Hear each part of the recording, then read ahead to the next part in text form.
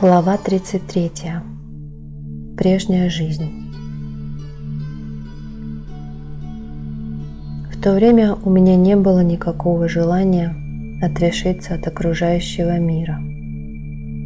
Не было никакого стремления к духовности.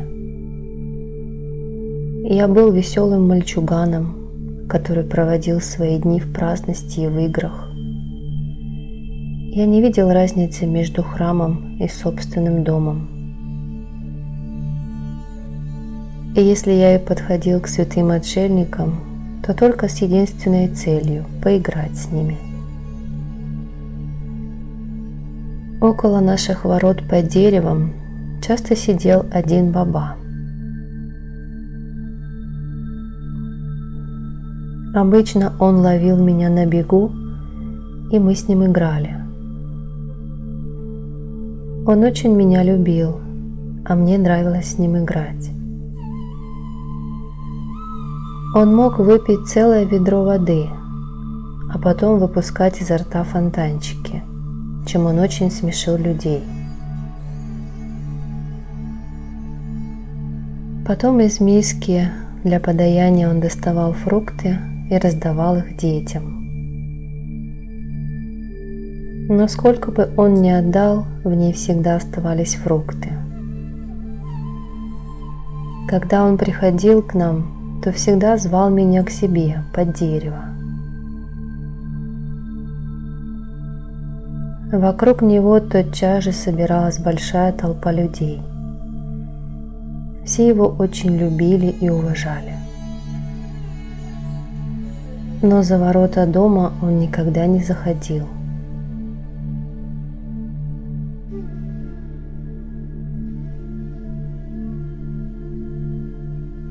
Он наставлял мою мать, Раджтапешвари. К тому времени она уже разочаровалась в жизни и все свое время посвящала молитве и духовному служению.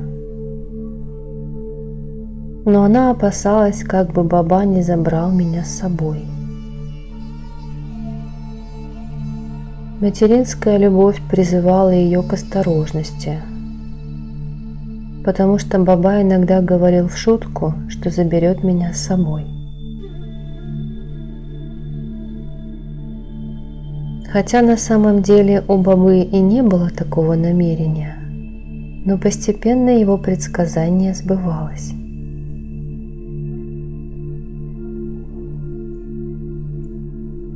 Я понемногу развивал свой ум. В дом к нам начали приходить учителя.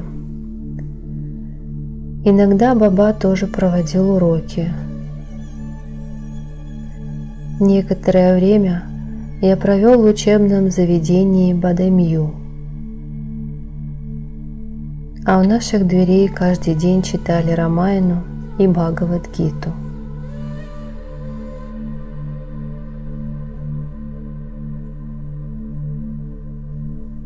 Центром притяжения для всех были те места, где проводили пуджу, посвященную Кали и Дурге.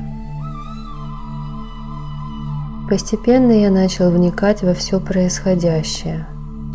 Я развивался, каждый день узнавал что-то новое. Я начал понимать, что значит для человека семья и каковы законы человеческого общества. Однажды я спрятался, потому что не хотел идти в школу. Домашние забеспокоились. Они все вокруг обыскали, но не могли меня найти. Тогда баба подошел прямо к тому месту, где я прятался, и, схватив меня за ухо, вытащил наружу. В то время я боялся школы и любил играть. Но так или иначе учиться приходилось. В деревне существовало противостояние между богатыми и бедными. Кто-то с трудом мог заработать себе на кусок хлеба, а кто-то жирел на мешках с зерном. Иногда я выходил за ворота, чтобы поиграть с детьми простолюдинов и искупаться с ними в пруду. Но не успевал я еще снять одежду, как за мной приходили из дома. За это меня ждала хорошая порка, но баба часто спасал меня от наказания. Я с детства был вегетарианцем. Хотя моя мать и была полностью погружена в религию, но заставляла меня питаться разнообразно. Но я все равно упрямился и не ел мясо.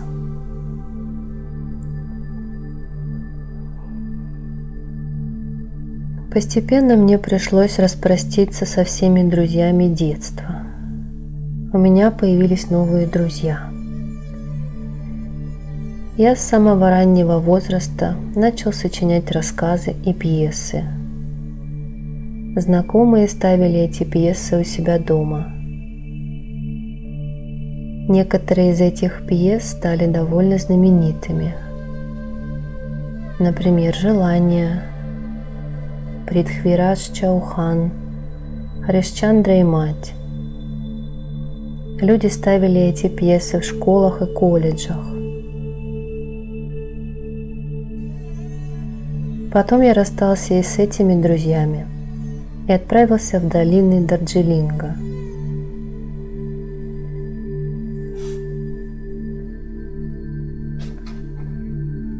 Учебное заведение, где я учился, было весьма престижным. Здесь, в Дарджилинге, я снова столкнулся с огромным расслоением нашего общества. Тот йог приходил ко мне в Дарджилинг, просил пару рупий, а за это показывал красоты окружающей природы. Пораженный этим великолепием, я бегал от одного холма к другому. Я хотел раствориться в этой красоте. В конце концов, я в изнеможении валился на траву. К тому времени отшельник уже подходил ко мне и начинал убаюкивать в своих объятиях. Вскоре я засыпал, напитавшись красотой природы. И вот моя жизнь вступила в пору цветения. Сердце мое было полно ожиданий и надежд.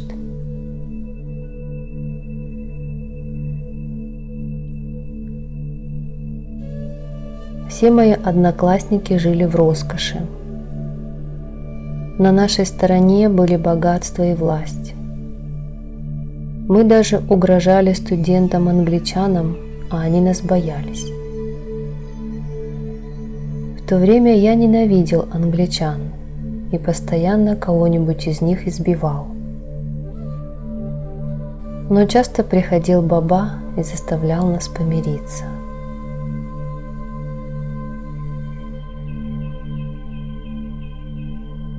Однажды я вместе со своими друзьями отправился на прогулку в долину Гималаев. Там мы начали играть у водопада. Тогда вдалеке я увидел бабу, который звал меня.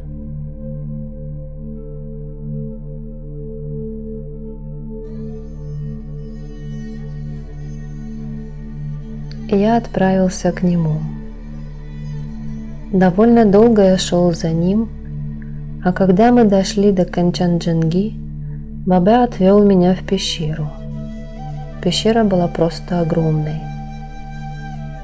Она была освещена мягким светом, как будто ее освещали светильники. Там были и змеи, которые ползали туда-сюда. Их головы были увенчаны неким подобием рубинов, от которых исходил свет.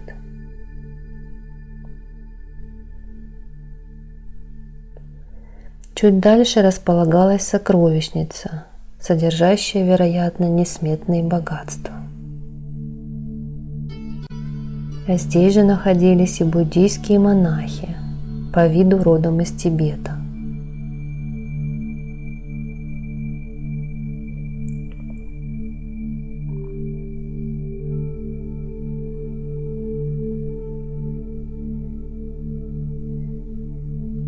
Там были люди из народности Лангпонг.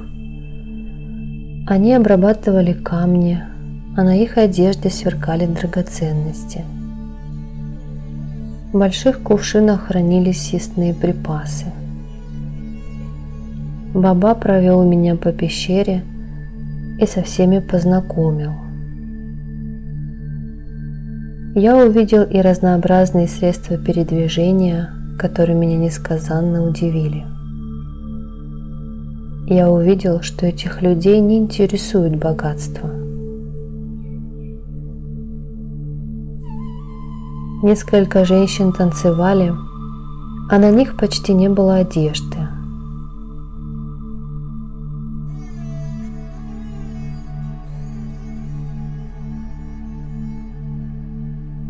Некоторые части своего тела, которые в нашем обществе принято скрывать, они просто завесили украшениями.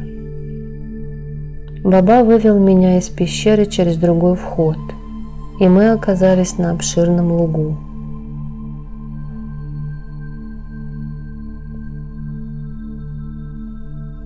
Отсюда гора Канчанджанга казалась необыкновенно красивой. Город Дарджилинг и непальские деревушки тоже были прекрасны. К тому времени солнце поднялось уже довольно высоко. Мои товарищи тем временем были заняты организацией пикника. Мы с отшельником вернулись к ним. Когда мои товарищи увидели нас вместе, то вздрогнули от удивления, ведь многие из них не успели даже заметить мое отсутствие.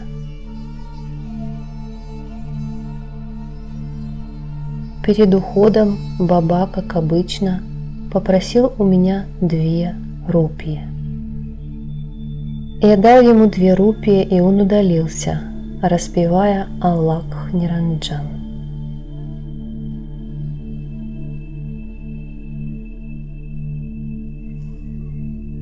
На каникулах я уехал в Непал.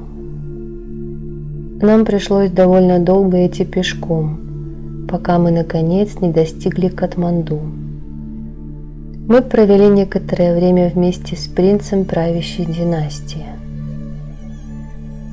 Но и там отшельник приходил меня навещать, советовал, что нужно делать, а что не нужно. Если же я хотел что-то сделать ему наперекор, то он появлялся в самый решающий момент и хватал меня за руку. Он говорил: «Не делай так, а не то запутаешься на всю жизнь». Потом он просил у меня 2 рупии. Когда я вернулся домой, то увидел, что там царит атмосфера грусти. Мне показалось, что дети уже не шалили, как прежде, что и город, и деревня чем-то опечалены. Они изменились, или изменился я сам. Мать и сестры плакали от радости, но я хотел убежать обратно в горы. Ведь как раз в то время меня полюбила Лакшми. Она хотела завлечь меня к себе, в мир богатства и роскоши.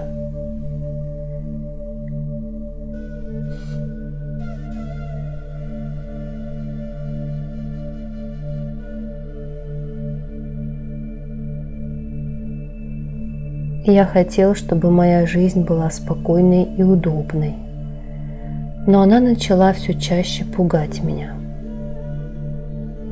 Теперь я часто погружался в размышления. Я также начал бояться смерти.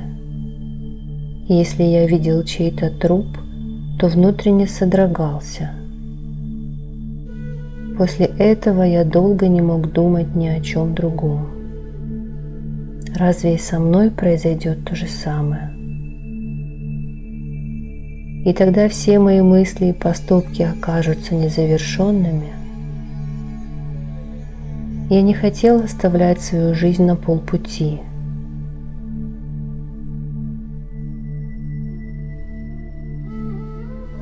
Лакшми была девушкой из исторической деревушки в Непале. В Индии она училась. В то время вместе с нами в Дарджилинге были и члены правящей семьи Непала, и принцы из Бутана.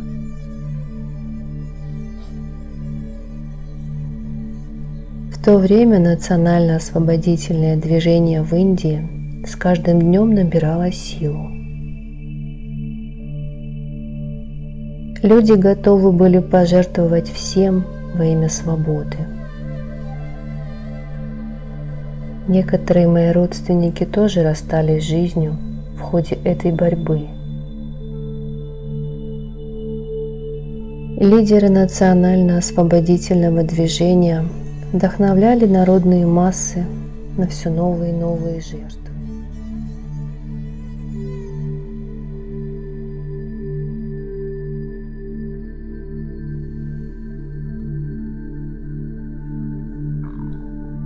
Страна горела в огне, страна разрывалась на части.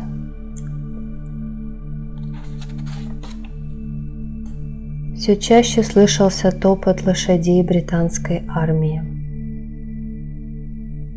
Они пытались нас вразумить и своим детям тоже объясняли ситуацию.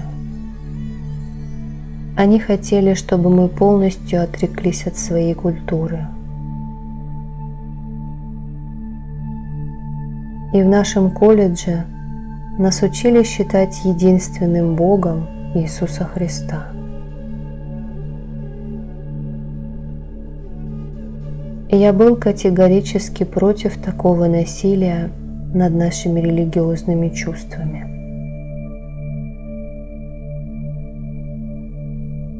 Однако я не хотел умирать во имя свободы. Я хотел жить и боялся смерти.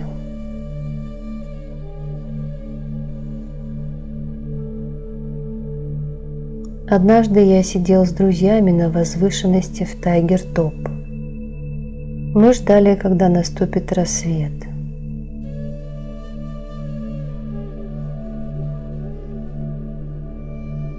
Вместе со мной были Уша, Лакшми Махендра, Дорджи, Альфред, Джун, Синха, Рана и другие.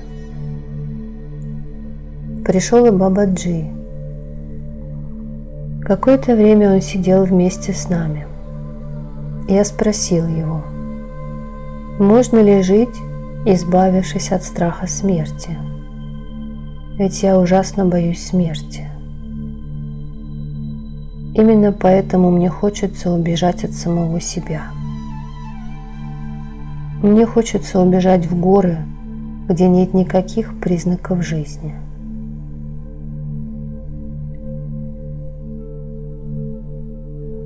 Баба долго смотрел на меня, и все мои товарищи тоже.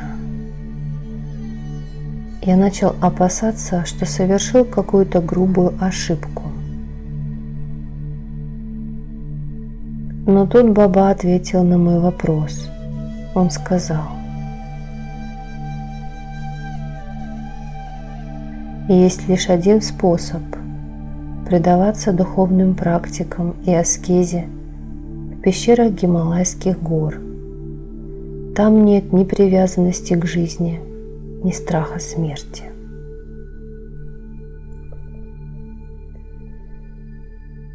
Он сказал: послушай, человек не умирает сам по себе, его убивают собственные поступки. Он накапливает карму И однажды она приводит к такому событию, которое убивает его. Но если ты захочешь, ты сможешь избежать смерти. Тогда тебе придется уничтожить прошлую карму и не создавать новой. И только один путь ведет туда – путь духовного служения.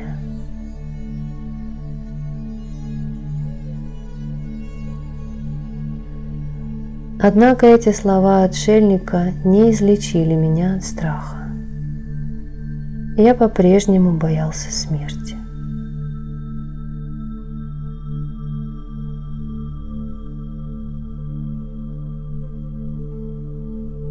Баба понял мое состояние. Тогда он толкнул меня, и я покатился вниз с большой высоты. Лакшми закричала и начала ссориться с Бабой, но он только смеялся в ответ.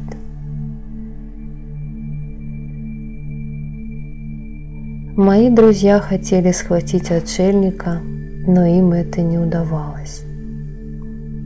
Он словно летел по горам, а я продолжал катиться вниз. И вдруг я увидел, что чьи-то руки подхватили меня и подняли в воздух.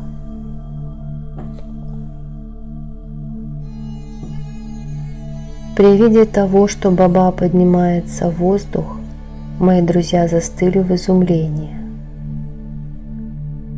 Именно тогда показались первые лучи солнца, которые оживили эту картину. Я оказался довольно далеко от места своего падения. Моя одежда порвалась, но на моем теле не было ни царапины. Через некоторое время показались мои друзья.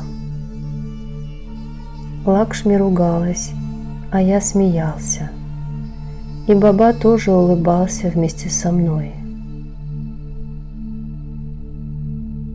Увидев, что я цел и невредим, мои друзья обрадовались. Лакшми бросилась меня обнимать. Тогда Баба подошел к ней и положил ей руку на голову, благословляя. «Дочка, ты слишком сильно любишь, но ведь его тело не вечно. Учись любить душу, которая бессмертна. Неизвестно, на каком этапе жизни ваши пути разойдутся. Каждый человек приходит в этот мир с какой-то определенной миссией. Но люди забывают об этой миссии, потому что их отвлекает земная любовь, привязанность к материальным объектам. И ты тоже начинаешь заблуждаться. Но истина заключается в том, что необходимо любить душу, которая вечна.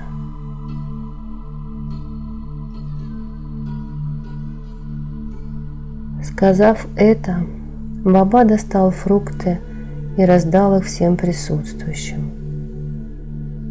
Потом он взял у меня 2 рупии и удалился, а мы вернулись к своему джипу.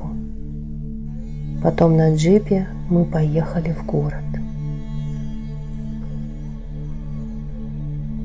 По дороге все молчали, потому что думали о Бабе. Но я был погружен в мечты о том, как я стану настоящим отшельником. И с тех пор эти мечты стали постоянно сопровождать меня. Теперь всякий раз, как я оставался в одиночестве, я мечтал о том, как стану настоящим йогом.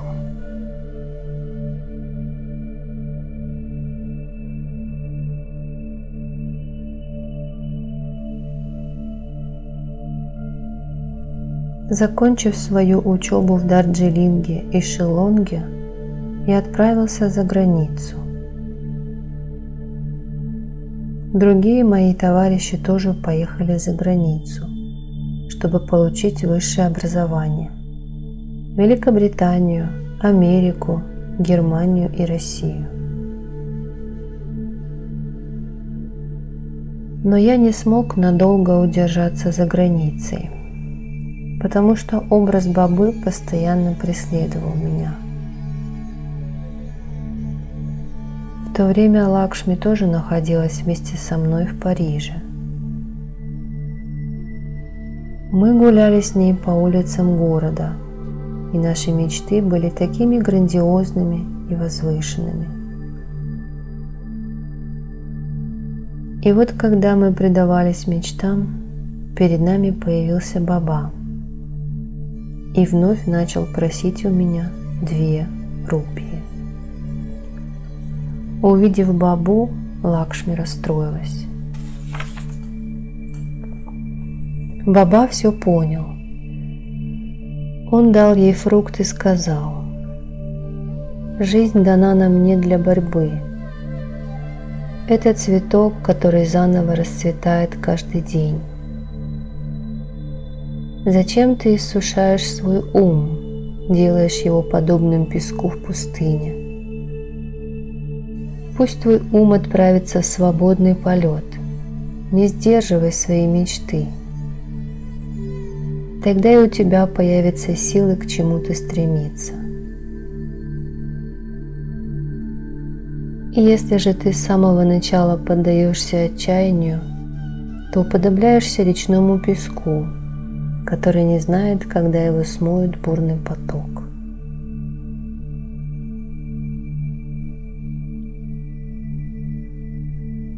И если вы оба отправитесь в путь, стремясь к долгожданному берегу, то однажды вы обязательно его достигнете. Что посеешь, то и пожнешь. Я пришел сюда не для того, чтобы тебя расстроить. Но и ему я не дам отступиться и свернуть с правильного пути. Я делаю только то, что должен делать. Ваша истина находится внутри каждого из вас. Твоя истина основана на твоей прошлой карме, а его истина основана на его карме. На жизненном пути вам встретятся разные попутчики, но не со всеми можно установить прочную связь. С кем-то эта связь возникает моментально, а с кем-то, несмотря на все усилия, этой связи не возникает.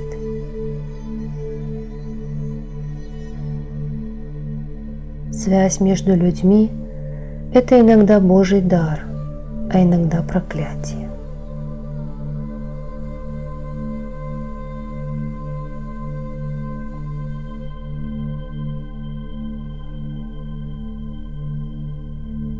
Мы еще на несколько дней остались в Париже, а потом переехали в Мюнхен.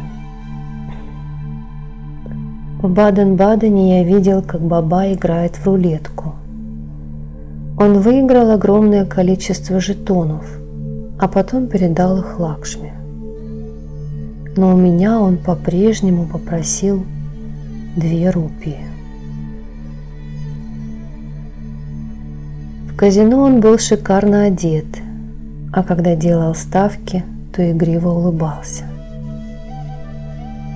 Когда мы с Лакшми увидели его там, то не смогли сдержать нахлынувших чувств.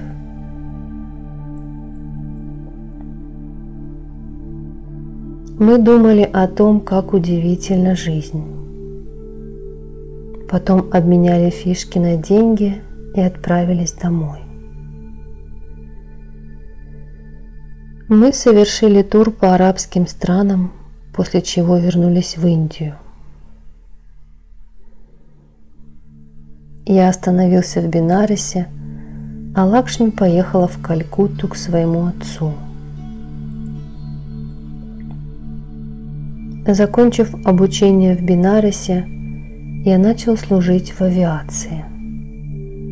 Мои друзья погрузились в собственные заботы, управление имением, в бизнес и политику.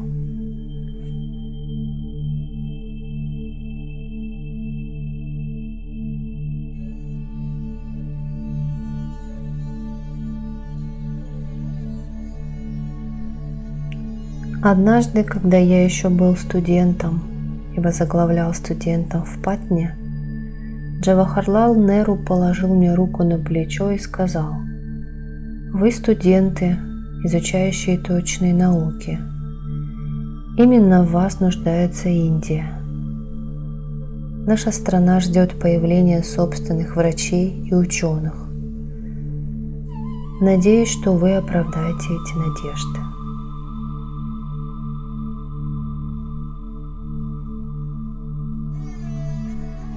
Я часто вспоминал потом эти слова. Но вот я стал пилотом. Ни моя семья, ни друзья, никто не хотел, чтобы я служил в авиации.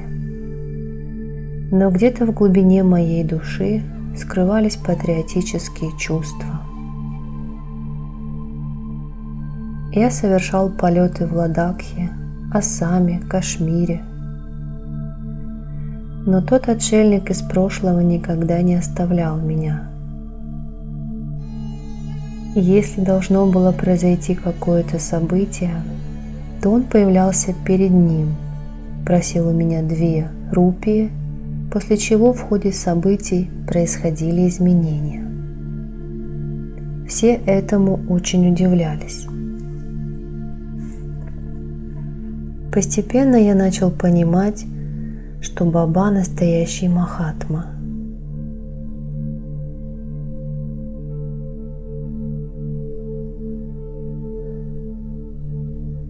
Однажды в Шиллонге я отправился к водопаду Elephant Falls. Сидя на камне, я любовался водой, которая падала вниз с высокой скалы. Мелкие капли осыпали меня. Через некоторое время я начал впадать в странное состояние. Сколько я ни пытался, я уже не мог подняться с места. Я пытался закричать, но у меня не было голоса. Все деревья и растения закружились вокруг меня. И я вдруг обнаружил, что гуляю по горным тропинкам. Все магазинчики, все дома, которые попадались мне на пути, казались знакомыми. Люди приветствовали меня. Потом я попал на большой базар. Все хотели меня чем-то угостить.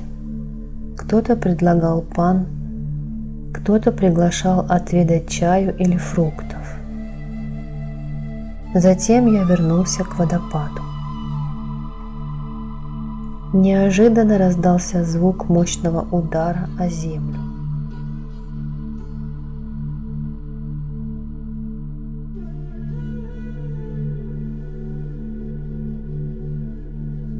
Я увидел самолет, который упал, врезался в деревья и загорелся. Этот удар словно подбросил меня, и я наконец вскочил на ноги.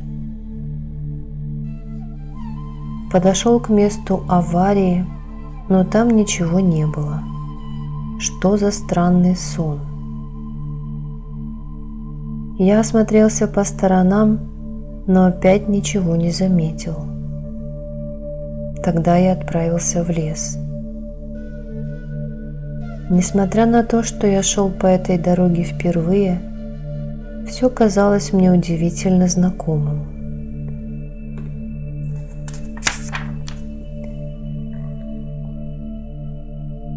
Когда я останавливался у магазинчиков, все их хозяева, казалось, были мне знакомы.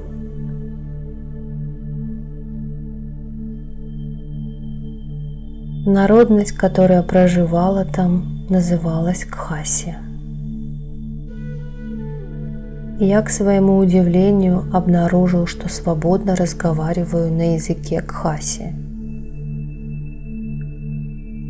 И я начал спрашивать о некоторых людях, своих знакомых, и выяснил, что кто-то из них умер 20 лет назад, кто-то 50, а кто-то и целых 100. Потом со мной заговорил один старик. Он сказал: это божественный, удивительный опыт. А падение самолета, которое ты видел, служит тебе предупреждением о грядущей катастрофе. Предупреди своего начальника, чтобы завтра он не разрешал ни одному самолету подниматься в воздух. Нужно подождать всего лишь 1 день.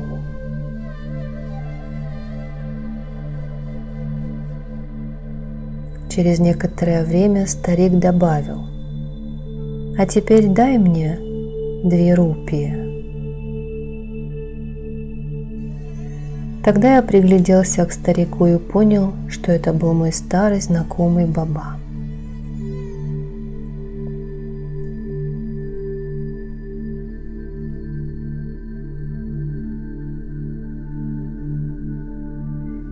Я дал ему 2 рупии и вернулся на базу.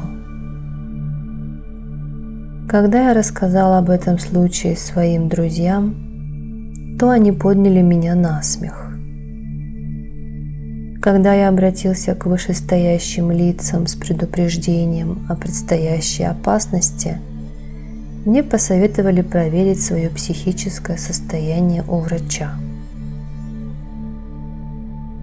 Я очень старался донести эту информацию до людей, но никто меня не послушал, и эта авария действительно произошла. На следующий день небольшой самолет врезался в деревья недалеко от Elephant Falls, упал на землю и полностью сгорел. И пилот, который потешался надо мной накануне, уже не мог признать мою правоту, потому что покинул этот мир.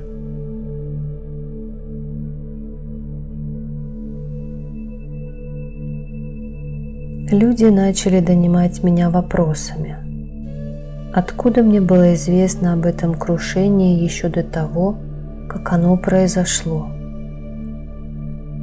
Но если я честно им все рассказывал, то они снова поднимали меня на смех.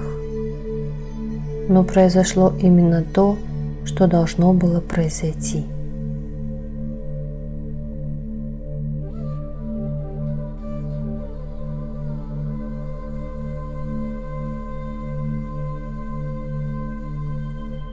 В Шилонге я познакомился с Малти Тивари, которая была директором женского колледжа Сингхания. Я также познакомился с ее младшей сестрой Мадхури. Когда-то они обе учились в индуистском университете в Бенарасе. Из Бенареса была и Шила. В их обществе мои дни проходили весело и приятно. Я сроднился с долиной Шилонга. Я стал самым активным членом клуба любителей лодочных гонок. Для меня всегда была приготовлена особая лодка. Каждый работник в отеле Пайнвуд прекрасно меня знал.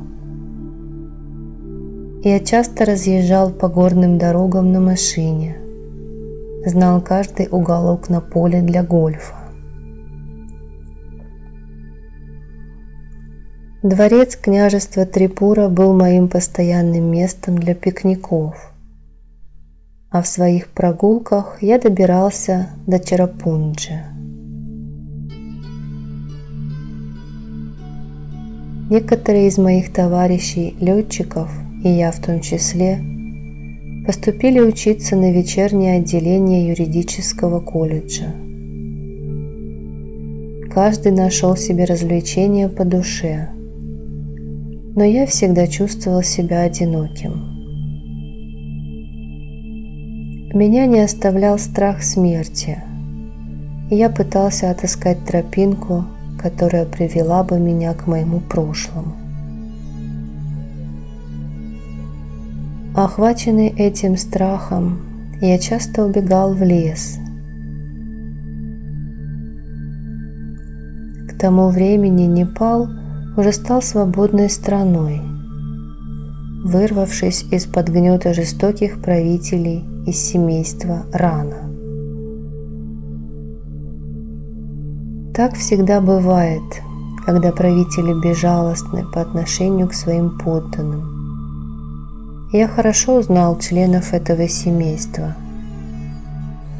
Им пришлось бежать из Непала, чтобы начать новую жизнь в другом месте и в другом качестве.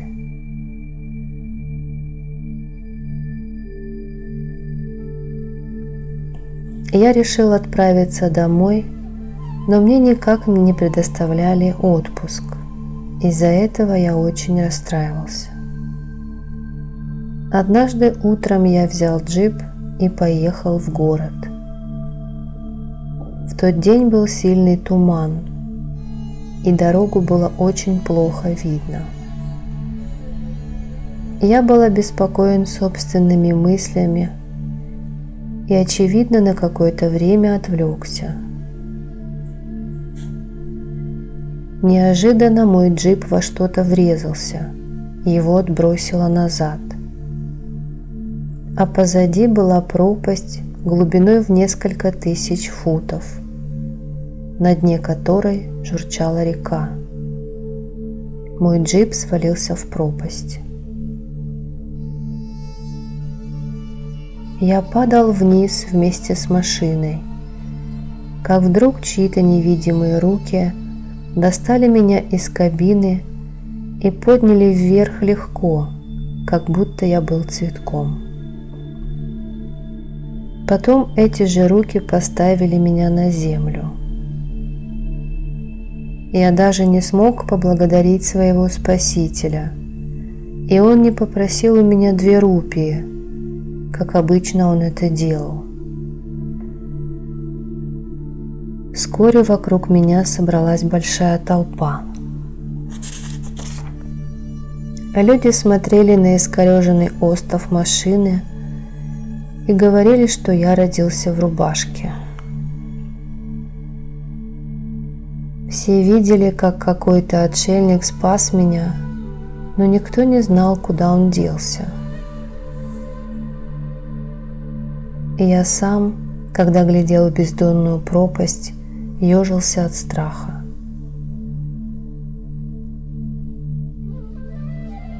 Вскоре с армейской базы подошли мои знакомые офицеры Минаджар Гупта и Шамшер Бахдур Сингх. Они похлопали меня по спине, поздравляя с невиданной удачей.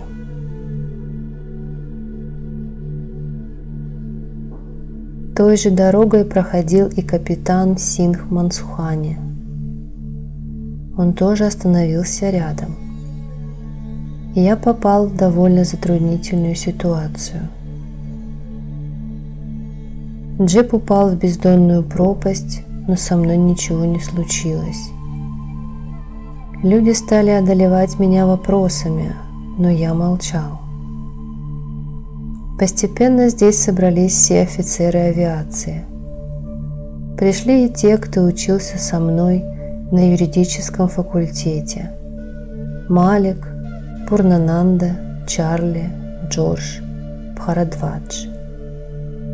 В этот день я решил не возвращаться на базу, а провести ночь в семье моего друга, который в то время был в России.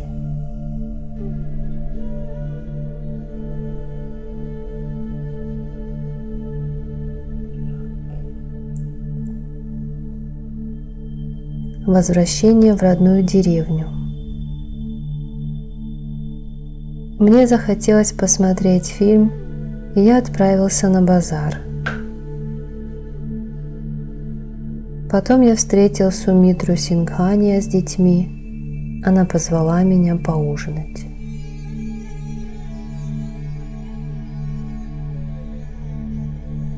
Меня отпустили только глубокой ночью после обильного ужина. Потом я вернулся на базу, но уже на следующий день уехал в Калькутту. Лакшми уже была в доме своего отца. Я послал ей весточку и направился в Сасарам. Когда в деревне Бисунпура я встретил друзей своего детства, то долгой разлуки как не бывало.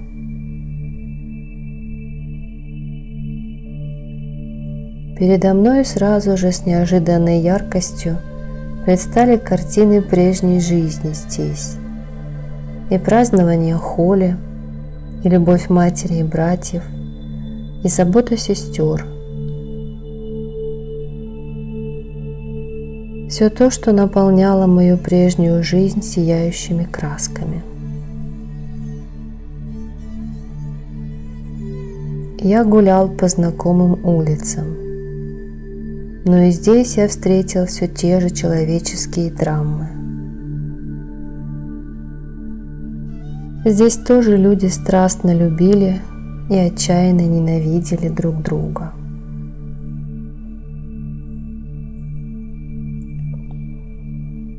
Человек обычно хочет достичь всего в этой жизни, но у него никогда это не получается. Что-то остается невыполненным. Я навестил сестер, которые были счастливы в замужестве и теперь дарили свою любовь мужьям и детям. Однако все было уже совсем не так, как я привык когда-то. Все изменилось. Именно тогда я впервые почувствовал внутри себя некую отрешенность. Семена духовности начали прорастать, и я предавался постоянным размышлениям.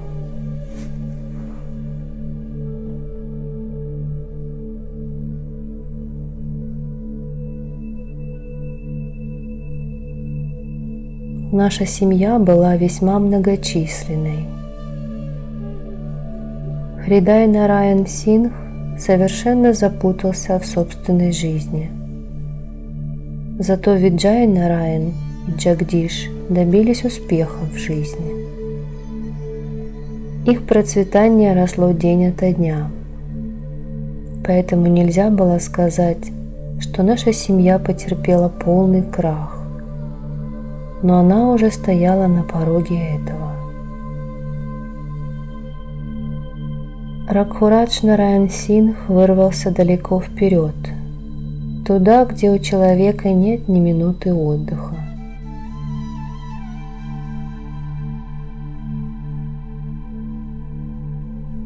Брадрадж Нараян Сингх занимался охраной благополучия в нашей стране. То же самое делали и Харирадж Сингх, и Кришнарадж.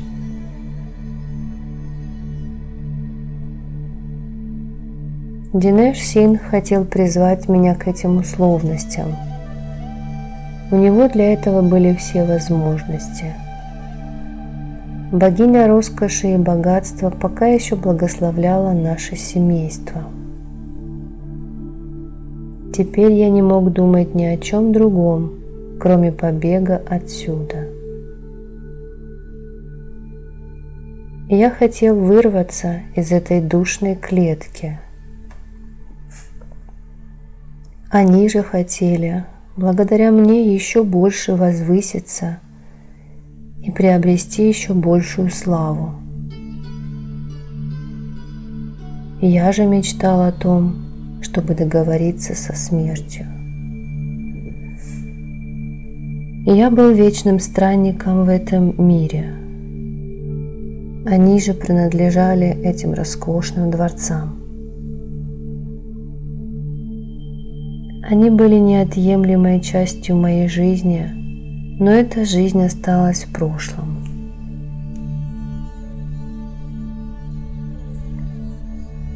Динеш любил, чтобы жизнь была ограничена определенными рамками, а его жена хотела нести ответственность за происходящее со всеми домочадцами.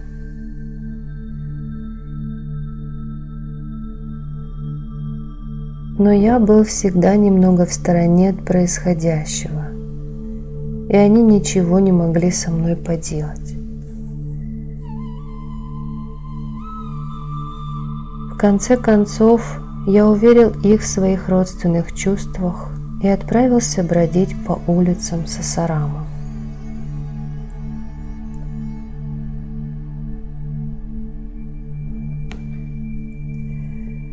На юг от Сасарама, в горах Кеймур, расположено княжество Даригау, где человек может по-настоящему отдохнуть душой. Природа там невероятно красива.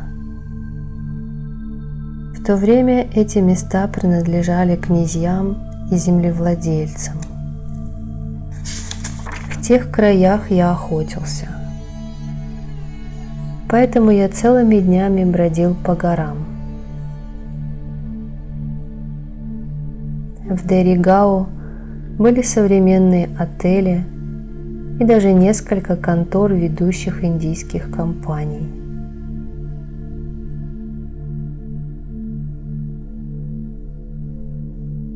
По дороге между Сасарамом и Даригау постоянно сновали доверху набитые грузовики.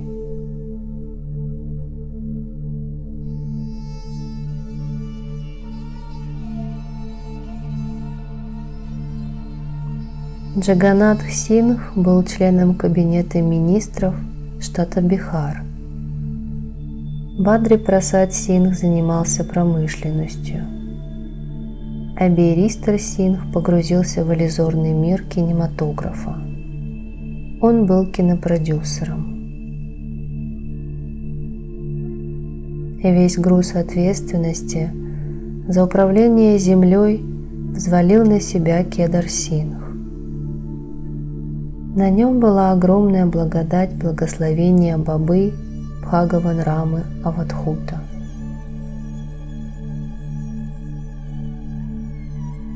Я часто путешествовал на открытом джипе от Сасарама до Даригау вместе с Сароджем и Биристр Сингхом. Здесь я был постоянно окутан теплыми лучами материнской любви.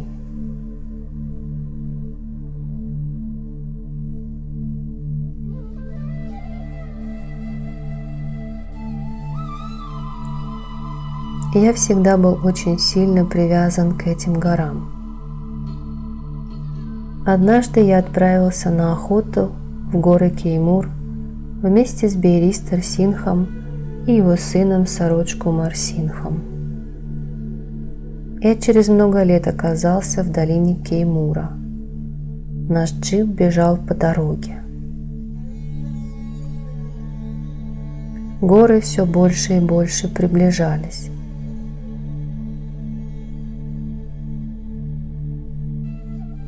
Наконец мы остановились у Кхата-Гатхия. Я взял свое ружье и пошел к реке. Сародж вместе со своими служащими начал измерять землю, так как у них был план передать некоторые участки бедному населению. Я ушел от них довольно далеко, и вдруг передо мной возникла небольшая пантера. Она уставилась на меня своими огромными глазами, и я задрожал всем телом. Я тоже смотрел на пантеру, зажав в руке ружье.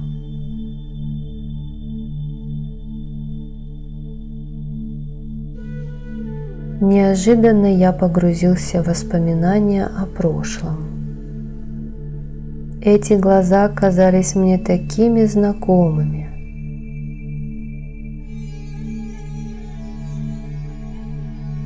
Я хотел позвать Сароджа, но прежде чем я это сделал, пантера удалилась.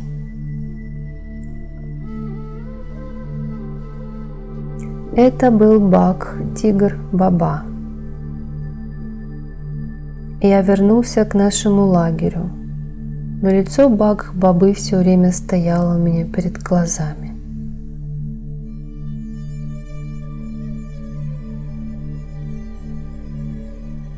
В этих цветущих долинах, среди гор Кеймур, были скрыты какие-то загадки. Здесь таились ответы на вопросы моей собственной жизни. И именно поэтому я часто приходил сюда вместе с друзьями. Мы любили охотиться. Я охотился вместе с Камкхья Нараян Синхом, Кумар Джагдиш Синхом и Кунваром Раджешем Бхарти.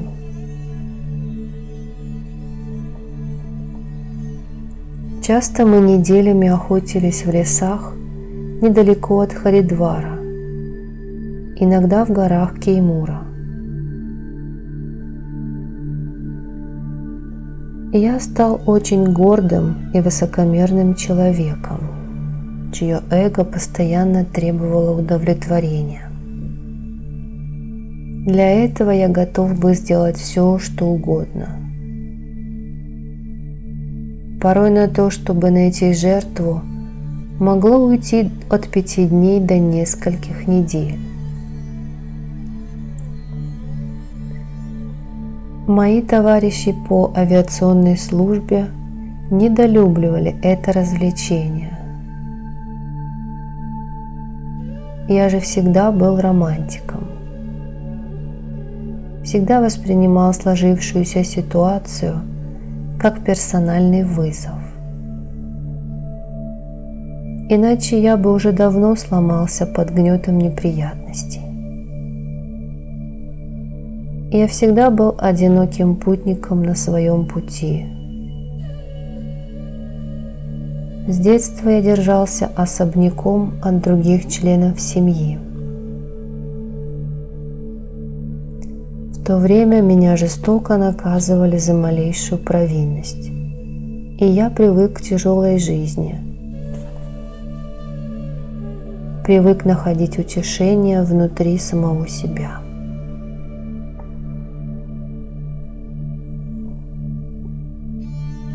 Мое появление в лесу словно бросало вызов всем хищным животным. Я никогда не возвращался обратно без добычи. Все звери в лесах Чанди, Нилкантха знали меня в лицо. Я тоже изучил каждый уголок таких непроходимых лесов, как Каджиранга, Нефа и Хазарибак. Я часто также охотился в непальских лесах.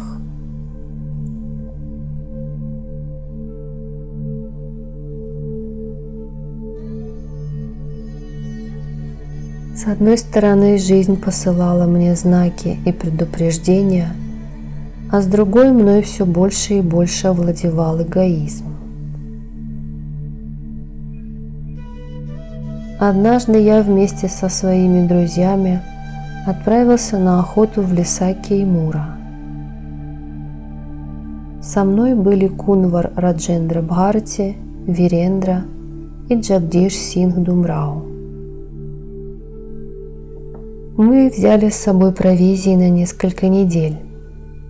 Мы прекрасно знали эти места, знали, где именно пасутся животные и куда приходят на водопой.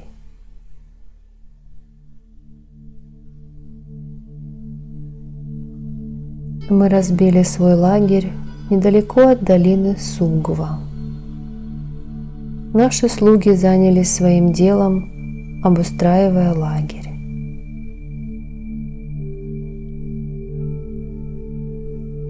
В этой долине находится известный храм Гупта-Дхам, посвященный бабе Вишванатху. В дни ярмарки здесь собирается огромная толпа людей.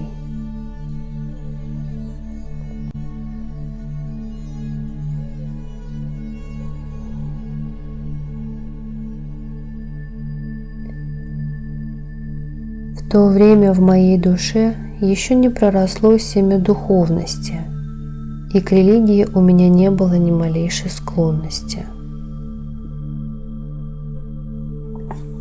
Но из-за того, что моя мать была очень набожна, и для того, чтобы возблагодарить Всевышнего за свое чудесное спасение, я стала адептом Шивы. Но я не привык склонять голову перед божественными силами. Удивительная ситуация. Сам я мечтал о жизни, но при этом играл жизнями невиновных животных. В то время я об этом не задумывался. Я хотел добиться в жизни большого успеха, но при этом с каждым днем продолжал удаляться от того общества, от той среды, в которой вырос.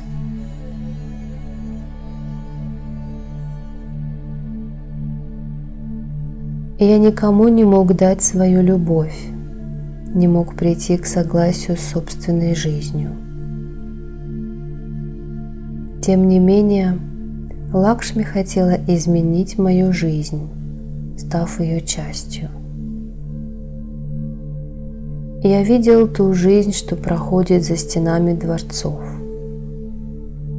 Видел насилие и несправедливость, которые происходят с простыми людьми. Но я принадлежал обоим мирам. Я принадлежал и дворцам, и пыльным дорогам. Я видел и любовь, и ненависть. Испытал и безграничную любовь матери, и проклятие отца. Нежность сестер и соперничество братьев.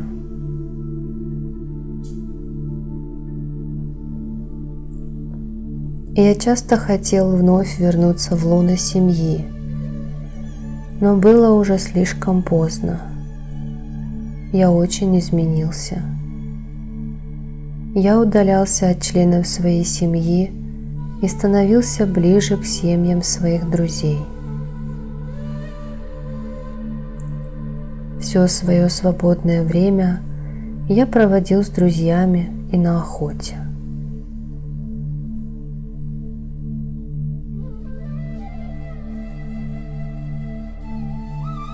Дар жизни – это удивительный дар. В то время в моей жизни была любовь Лакшми. Лакшми готова была бросить к моим ногам все свое богатство. Я уже был готов провести остаток своей жизни в роскоши, но постоянно чувствовал свое одиночество. Это одиночество побуждало меня бродить по лесам в поисках ответов на мучающие меня вопросы.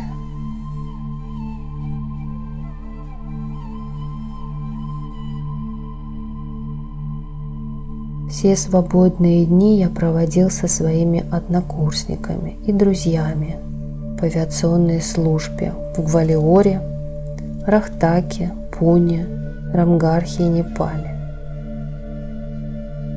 Все мои друзья придерживались современного мышления. Они постоянно путешествовали как по стране, так и за границу. Они направо и налево тратили богатство своих предков. У них не было времени на то, чтобы размышлять о духовности. Впрочем, они не очень хорошо представляли себе духовный мир.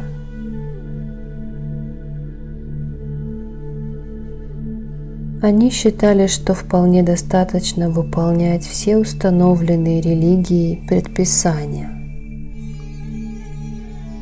Однако в своей жизни они не соблюдали никакой умеренности. Они любили жизнь, но не понимали, что жизнь других имеет точно такую же ценность. И в этом не было их вины, потому что они выросли в обществе, которое жило именно по таким законам и понятиям. Их с детства учили управлять другими и не выходить за рамки дозволенного.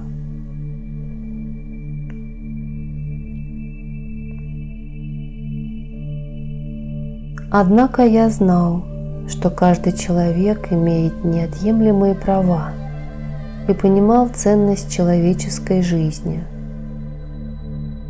Во мне присутствовала какая-то внутренняя дисциплина.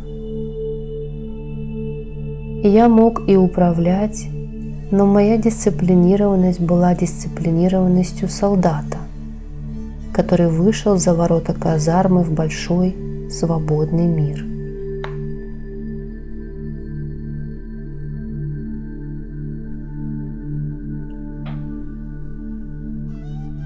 Мое внутреннее «я» постоянно не давало мне покоя. Все шло как прежде. Все вокруг меня жили в свое удовольствие и наслаждались жизнью. Но я с каждым днем все больше и больше отдалялся от привычного мне мира. Ведь шикарные дворцы и несметные богатства не были целью моей жизни. Они меня не привлекали, и они не могли меня остановить. И я не дарил свою любовь богатству и дворцам, и от них я не хотел любви.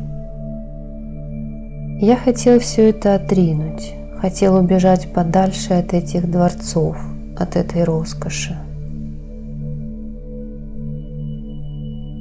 Но обстоятельства моей жизни складывались таким образом, что я до поры до времени не мог осуществить задуманное. Мне поневоле приходилось оставаться в том месте, пребыванию в котором противилась моя душа.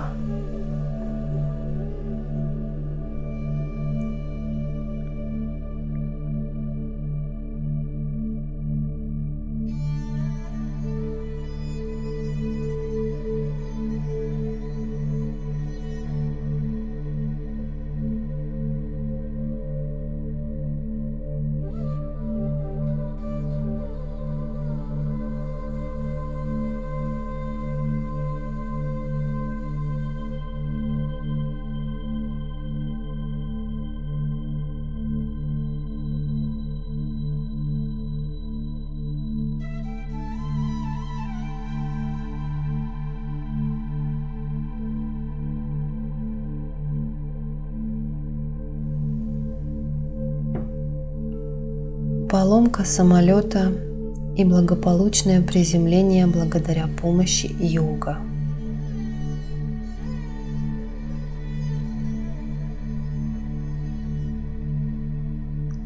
Однажды я совершал полет над долиной Нефа и неожиданно почувствовал, что с самолетом не все в порядке. Самолет медленно начал терять высоту. Связь с землей тоже была потеряна. Все мои усилия устранить неисправность ни к чему не привели. Я мог бы покинуть самолет, но предпочел этого не делать. В конце концов, самолет полностью вышел из-под моего управления. В любой момент он мог налететь на скалы и разбиться вдребезги. Я пытался увести самолет в сторону реки, но казалось, что река еще очень далеко. Горы были похожи на ракшасов, которые разинули пасти в ожидании добычи. Они готовы были поглотить меня вместе с самолетом. Но я все равно не потерял присутствие духа и делал все возможное, чтобы исправить ситуацию.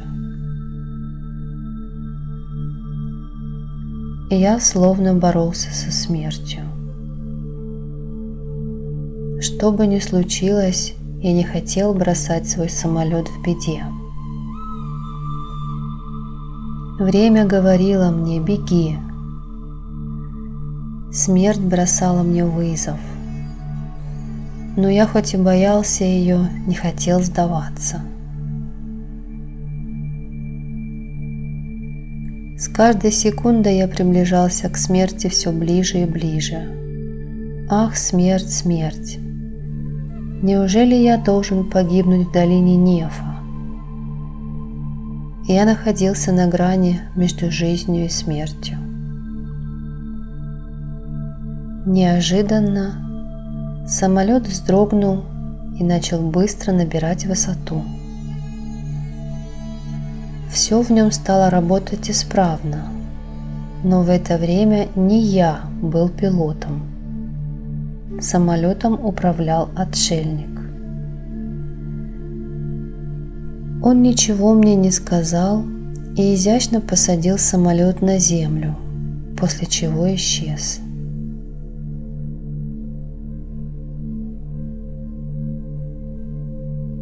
Прошло уже несколько часов с тех пор, как с землей была потеряна связь, и люди давно отчаялись увидеть меня в живых. Они уже успели отправить на мои поиски другой самолет, как вдруг на экране вновь, прямо из ниоткуда, возник самолет, который пропал. Только я знал, что произошло на самом деле. Я был на волосок от смерти, и именно в те минуты осознал, что такое жизнь и что такое смерть.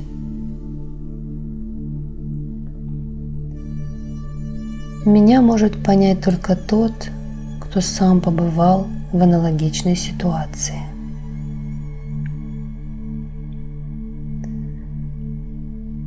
Человек, которого с одной стороны одолевает жажда жизни, а с другой страх смерти, начинает отчаянно бороться.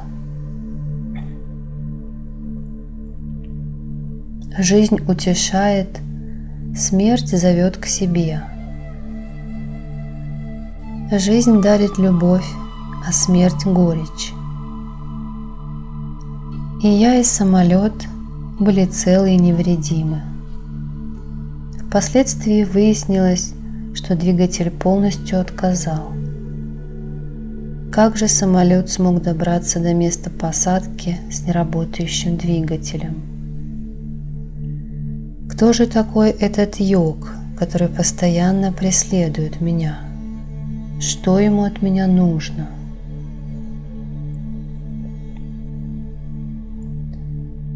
Лакшми пришла повидаться со мной вместе со своим отцом, но никто из членов моей семьи и не думал приехать.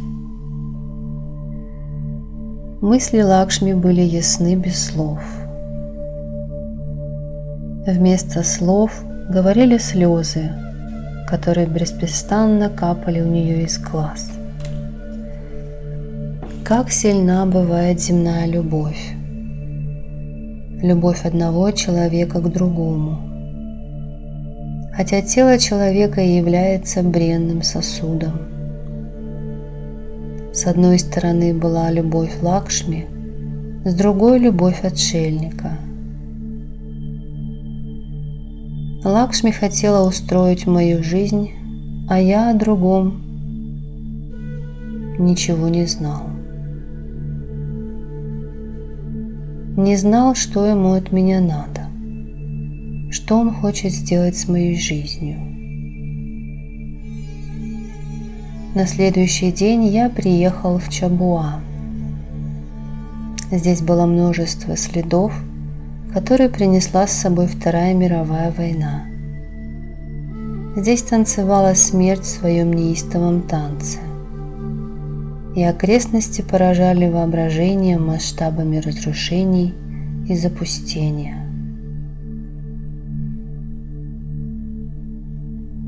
Осталась лишь память о погибших героях, чьи имена неизвестны, и чьи кости были перенесены в ближайший лес, чтобы расчистить место для новой базы.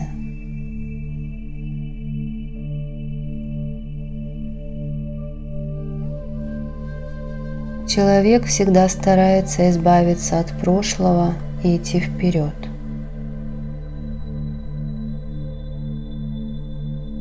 Я провел некоторое время с офицерами нашего эскадрона, а потом отправился на чайную плантацию. Собрались служащие плантации. Все молчали. Пришла и Пали Синха вместе со своим отцом, Сатьендран Нараян Синхой. Все сочувствовали мне, но мне их сочувствие было не нужно. Я велел всем идти и заниматься своими делами. А Пали пригласила меня и Лакшми к себе домой, в Тинсукия. Но я не воспринимал происходящее, а постоянно думал о том отшельнике. Святой постоянно занимал мои мысли. И как раз в это время пришел мой знакомый Баба, распевая Аллах Ниранджан. Я бросился ему в ноги, но он поднял меня и прижал к своей груди. Он сказал: «Сынок, дай мне 2 рупии. Ведь я именно за этим пришел».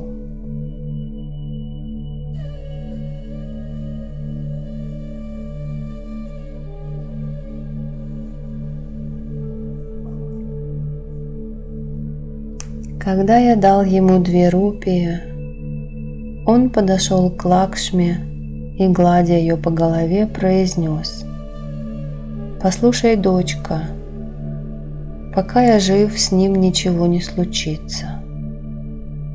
Смерть – это только название той силы, что несет в себе перемены.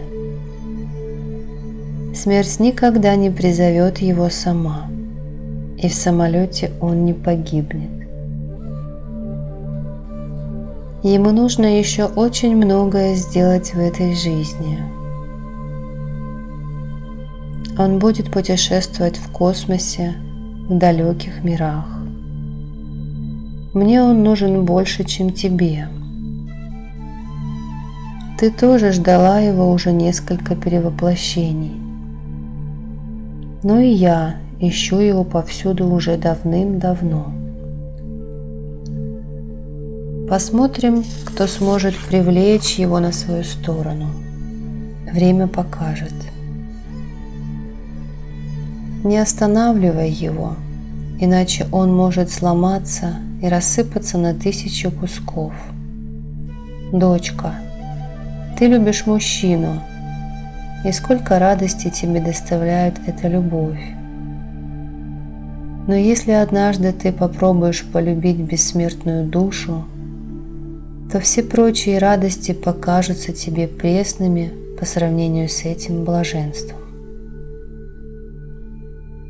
Поэтому ничего не говори ему, пусть делает так, как подсказывает ему сердце». С этими словами Баба удалился.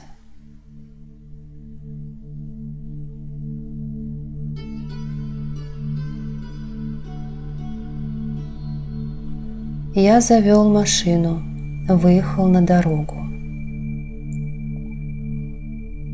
Лакшми тотчас же бросилась ко мне и села рядом. Она была так рада, словно ей достались все сокровища мира.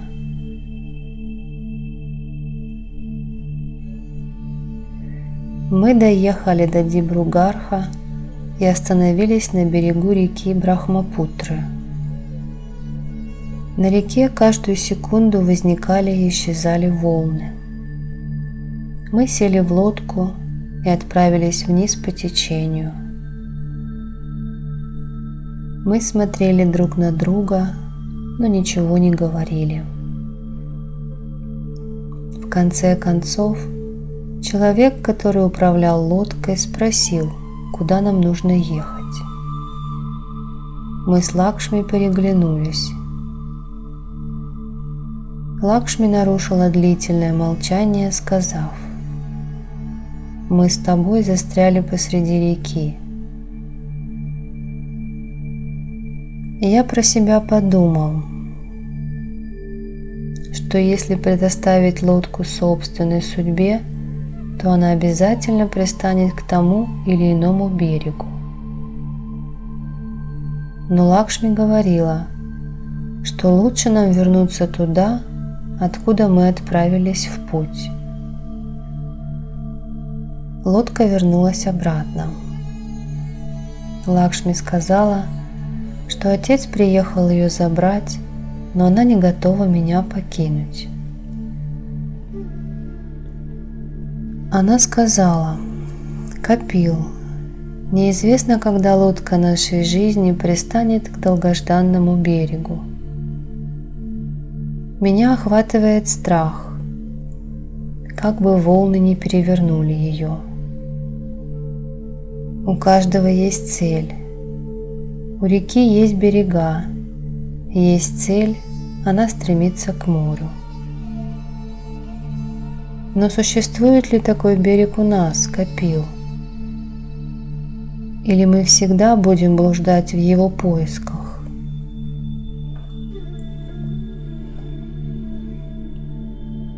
Я ничего не смог ответить на ее слова. Лодка пристала к берегу. Мы расплатились и отправились на чайную плантацию. Потом поужинали. Отец Лакшми захотел забрать ее с собой на некоторое время. На это мне нечем было возразить, хотя я и не хотел отпускать Лакшми. Она понимала, что со мной происходит. Всю ночь она проплакала, а я ее утешал.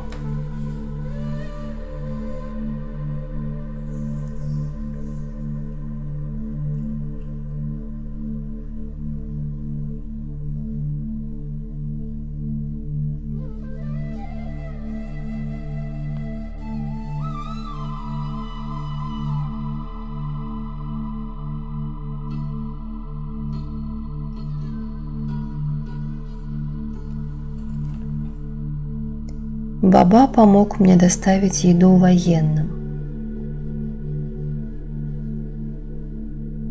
Утром они уехали. Я проводил их в аэропорт. По дороге к самолету Лакшми давилась от слез и бросала на меня пронзительные взгляды. Казалось, теряя меня, она теряет весь мир. А мое будущее терялось во тьме. Итак, плантация опустела, а я быстро собрался и отправился в штаб. Некоторое время я проговорил с господином Мадхуром, а потом начался проливной дождь, и все полеты отменили.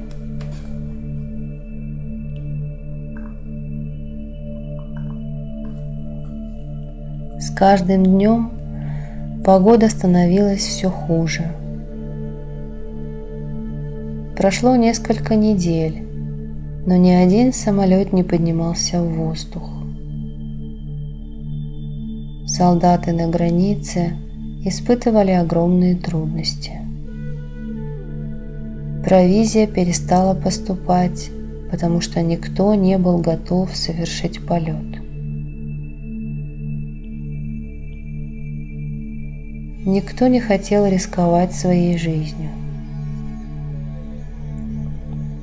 Начальство не знало, как справиться с этой тяжелой ситуацией, и не было никакой надежды на завтрашний день.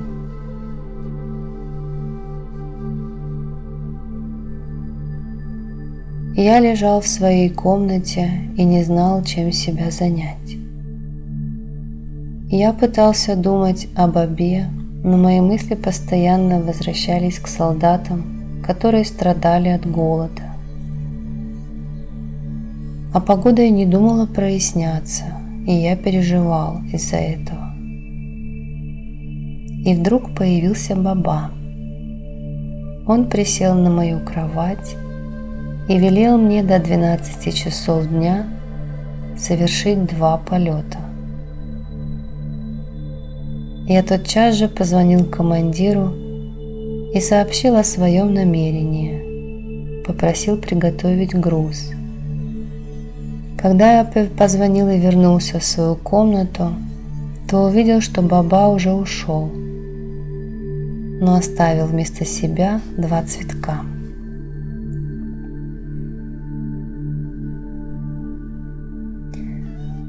Утром погода была такой же плохой, как и до этого. Я зажег ароматические палочки, обкурил самолет, благословляя его полет. Я никого не хотел брать с собой, но некоторые люди захотели рискнуть своей жизнью. Я летел ввысь, сквозь облака, и Баба был со мной. До 12 часов я успел совершить 2 полета.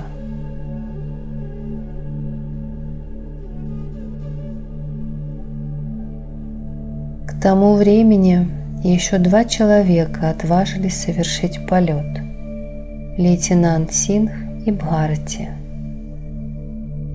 Я запретил лететь не только им, но и членам экипажа. Но, как обычно, меня никто не послушал. Они стали спорить, говоря, что если я могу лететь, то почему им нельзя? Разве можно было переубедить этих глупых упрямцев? Правда, некоторые члены экипажа послушались меня и не полетели. Я, стоя, вглядывался в небо над зданием штаба. Оба самолета летели все выше, теряясь между облаками. Я вновь велел обоим самолетам вернуться на землю, но меня никто не слушал. И вдруг я увидел, как оба самолета вырвались из-за завесы облаков и врезались в скалы, окружающие долину Нефа. Они тотчас же вспыхнули, как спички.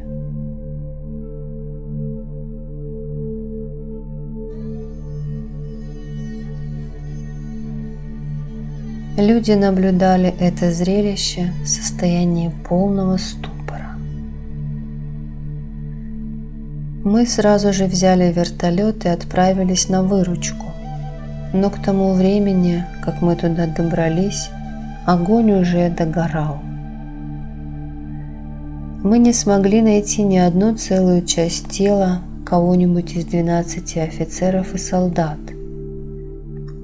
Их останки и обломки самолета раскидало на многие мили. Мы оставили вертолет и приблизились к догорающему самолету. Он развалился на куски, и тел пилотов не было видно. Были лишь окровавленные куски мяса и костей. Мы со всеми почестями собрали их и кремировали на берегу Брахмапутры, склонив головы и отдавая дань уважения этим защитникам Отечества. Ведь эти люди тоже были полны надежд, но из-за небольшой оплошности их надежды навеки уснули вместе с ними. Иногда человек совершает такие ошибки, который обходится ему слишком дорого. Те летчики надеялись получить за свою смелость особую награду, и они действительно ее получили, но уже после своей смерти, когда уже не могли ей порадоваться. Они потеряли вкус ко всем земным радостям и достижениям. Эти люди сами определили свою судьбу. Прошло совсем немного времени после катастрофы, и небо очистилось. Природа явила миру свое смеющееся лицо.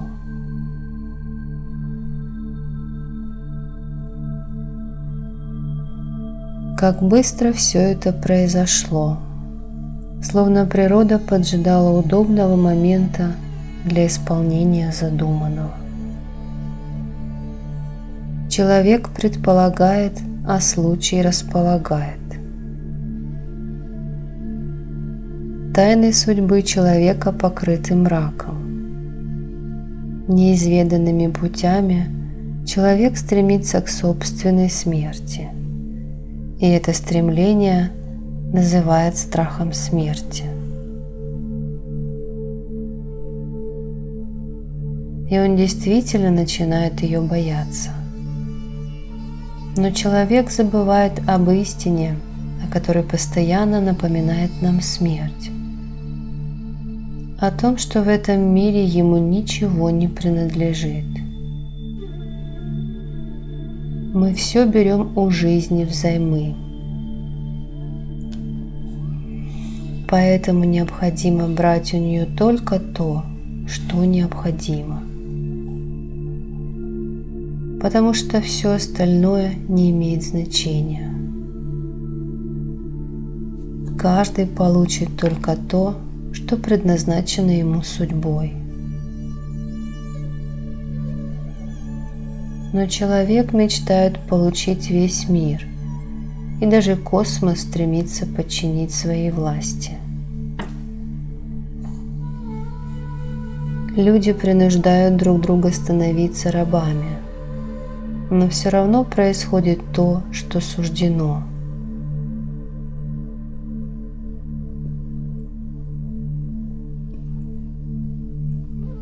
Природа, пракрити, формирует характер человека в соответствии с его прошлой кармой.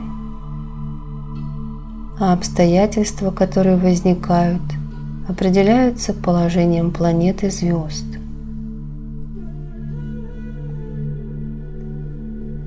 Возникает мысленный поток, определяющий развитие событий. Прежде чем произойдет какое-то судьбоносное событие или катастрофа, природа всегда посылает человеку предупреждение об этом, чтобы он по мере своих сил сумел подготовиться к будущим испытаниям. Все произнесенные нами слова влияют на Землю, на Солнце и на другие планеты.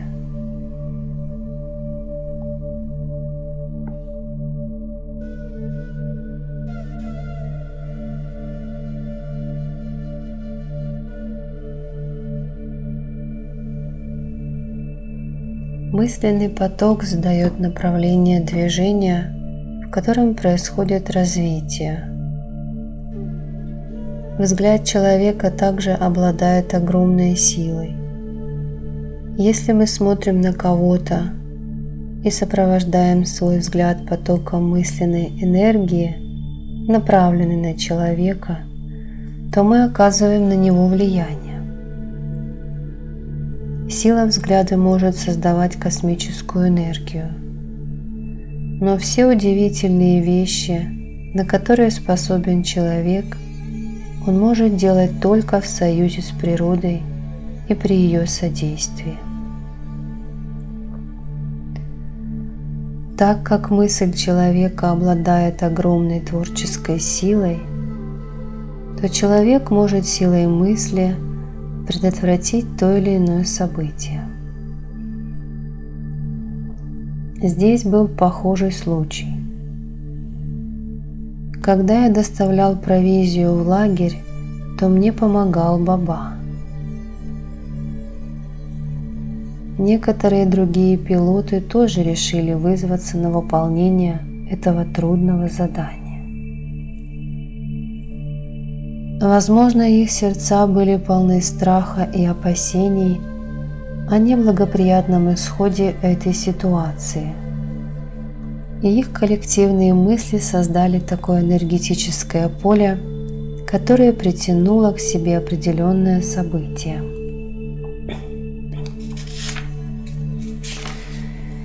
Я наблюдал за этим, когда они собирались в полет, и мне все было ясно.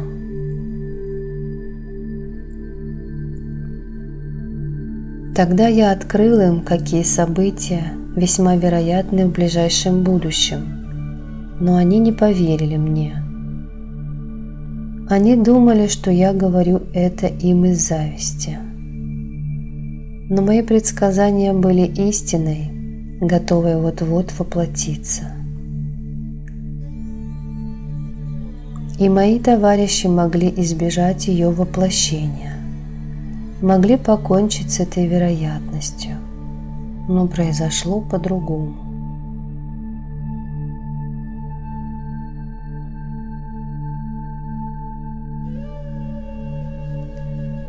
Люди плакали о своих близких, а природа улыбалась. Я вернулся на плантацию. Все вокруг казалось одиноким и покинутым. Тогда я позвонил лорду Синха и застал Пали на другом конце провода. Я сказал ей, что в доме полно духов и жить в нем невозможно. Пали уже слышала о крушении и пригласила меня пожить у них дома. И я переоделся и отправился в Тинсукия. К тому времени вернулся домой и господин Синха. До поздней ночи мы обсуждали катастрофу. Когда Пали узнала все подробности произошедшего, то расплакалась, а в глазах господина Синха можно было прочитать изумление. Он не мог понять, как мне было заранее известно о том, что произойдет крушение. Но мне нечего было ответить на его вопросы. Ведь все, что со мной происходило, было таким необычным, что в это было невозможно поверить.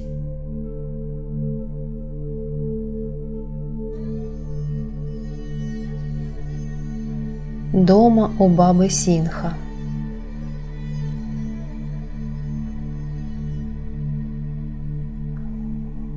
Разве можно объяснить что-то подобное скептически настроенному человеку, привыкшему к материалистическим объяснениям? Когда я рассказал господину Синха о бабе, то он так и подскочил на месте. «О, Бог мой!» – воскликнул он. «Если все то, что ты говоришь, правда, то этот баба наверняка выдающийся человек, который обладает сверхъестественными способностями». Пали слушала нас, широко распахнув глаза от удивления. Потом она встала и начала звонить Лакшми. Она заказала международные переговоры и стала ждать. Мать Пали позвала нас ужинать. Когда мы встали из-за стола и перешли в гостиную, то там уже был Баба. Неизвестно, как он проник в особняк. Я подбежал к нему, а он, как обычно, попросил у меня 2 рупии, и я их ему дал. Только в тот момент я понял, что он всегда просит эти 2 рупии за помощь в какой-либо трудной ситуации.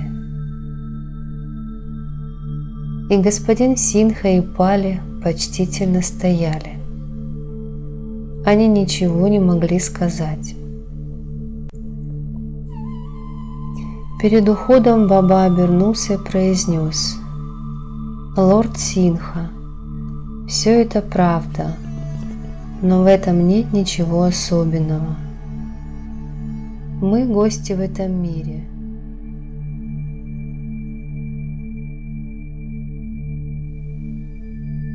И все здесь мы получили взаймы». Он ушел, а мы стояли и смотрели ему вслед. И тут зазвонил телефон. Это звонила Лакшми.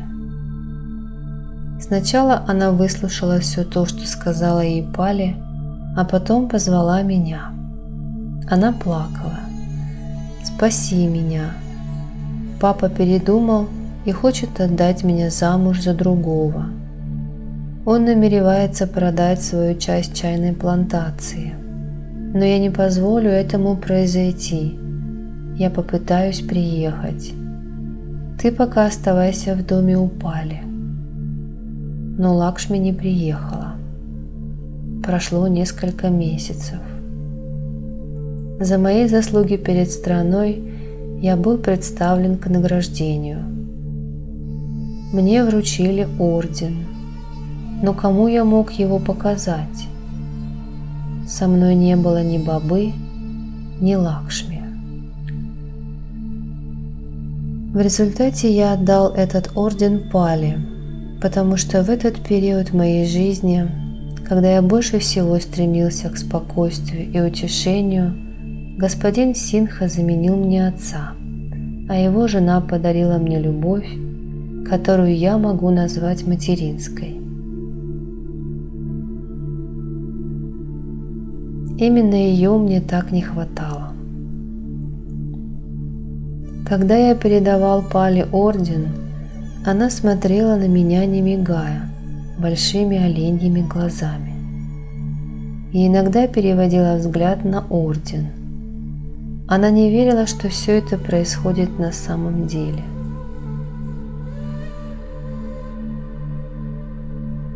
Через несколько дней я переехал в Патхнкот. Дни незаметно исчезали один за другим. Происходили различные события, хорошие и плохие. Родные отдалялись от меня, а незнакомые прежде люди становились ближе. И я потерял связь с Бабой. Прошло несколько лет, но я его больше не встречал. Лакшми тоже не вернулась ко мне. Жизнь шла своим чередом. У меня было все, что я мог только пожелать, но я не находил в ней то, что искал. Искал я везде, среди райских пейзажей Кашмира, среди заснеженных гор, и я нигде не мог найти Бабу. Постепенно я становился все более и более отстраненным. Посеянные прежде семена дали свои всходы. Ростки нового понимания окрепли и зазеленели. Я все больше и больше отдалялся от материального мира и пытался искать свой путь на космических дорогах. Я стал постоянно размышлять о божественном, и меня побуждала к этому сама жизнь, потому что все, кого я любил, отдалялись от меня.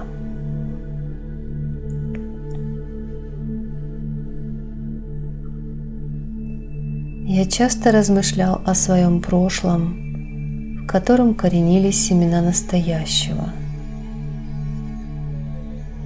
С самого своего рождения я всегда был одинок. Люди приходили в мою жизнь и покидали ее, но никто не оставался в ней надолго. В начале своей жизни я купался в лучах материнской любви. Но потом отец разом лишил жизнь матери всяческого смысла. Отец женился на другой принцессе, и мать была обречена до конца своих дней волочить печальное существование. Погрузившись в океан страданий, она стала очень набожной.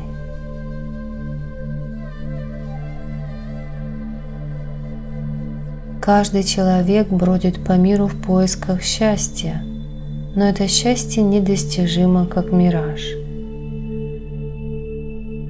Посмотрите, как мужчины даже в преклонном возрасте преследуют женщин своей любовью. И я говорю о своем отце. Пусть я вырос в роскоши, и меня, фигурально выражаясь, кормили золотой ложкой, но все равно это не приносило мне радости, потому что мне не хватало любви и заботы моих родителей. Я всегда держался отдельно от своих братьев и сестер. Люди в нашей стране пришли к согласию с англичанами и не видели в этом ничего позорного. Но моя семья проводила политику борьбы за независимость Индии. И с тех пор я постоянно ощущаю свое одиночество.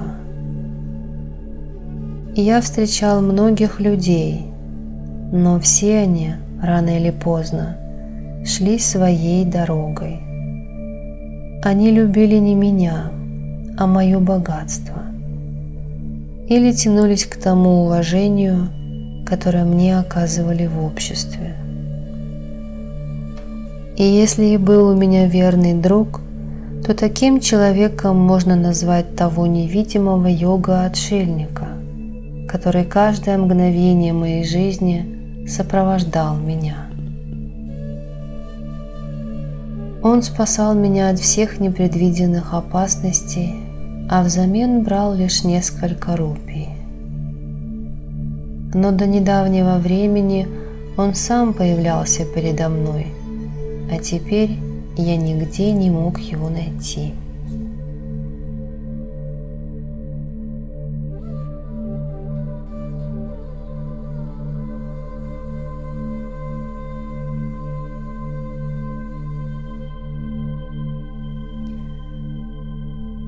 Я сам приготовил Лакшми к свадьбе с другим.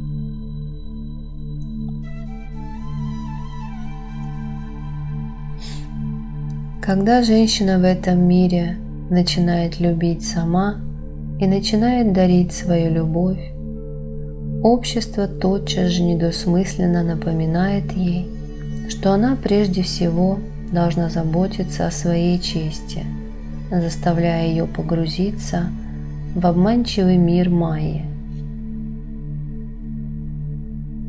Время отняло у меня Лакшми. Мне пришлось нарушить все клятвы, которые мы приносили друг другу, потому что она была женщиной, а я был мужчиной. Она сумела восстать против всего мира, а я нет.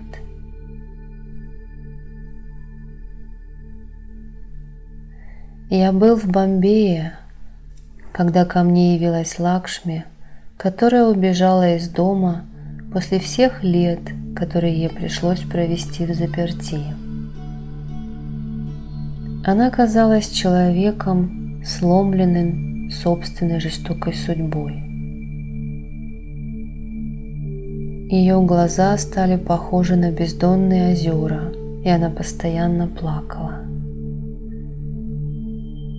Но я уже давно ушел из этого мира отчаяния. Я долго ждал ее, предавался печали, но потом мне удалось уйти от этой жизни. Я не хотел возвращаться к прошлому. Всего несколько дней, проведенные в моем обществе, оказали на Лакшми магическое воздействие, и ее красота вновь расцвела. В ее глазах вновь загорелся свет. Ощущение счастья – это самое лучшее украшение.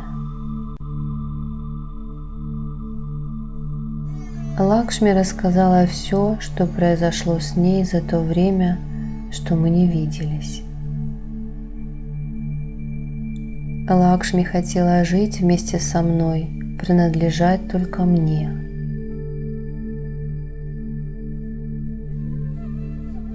Таким образом, жизнь и честь нескольких людей тесно переплелись между собой.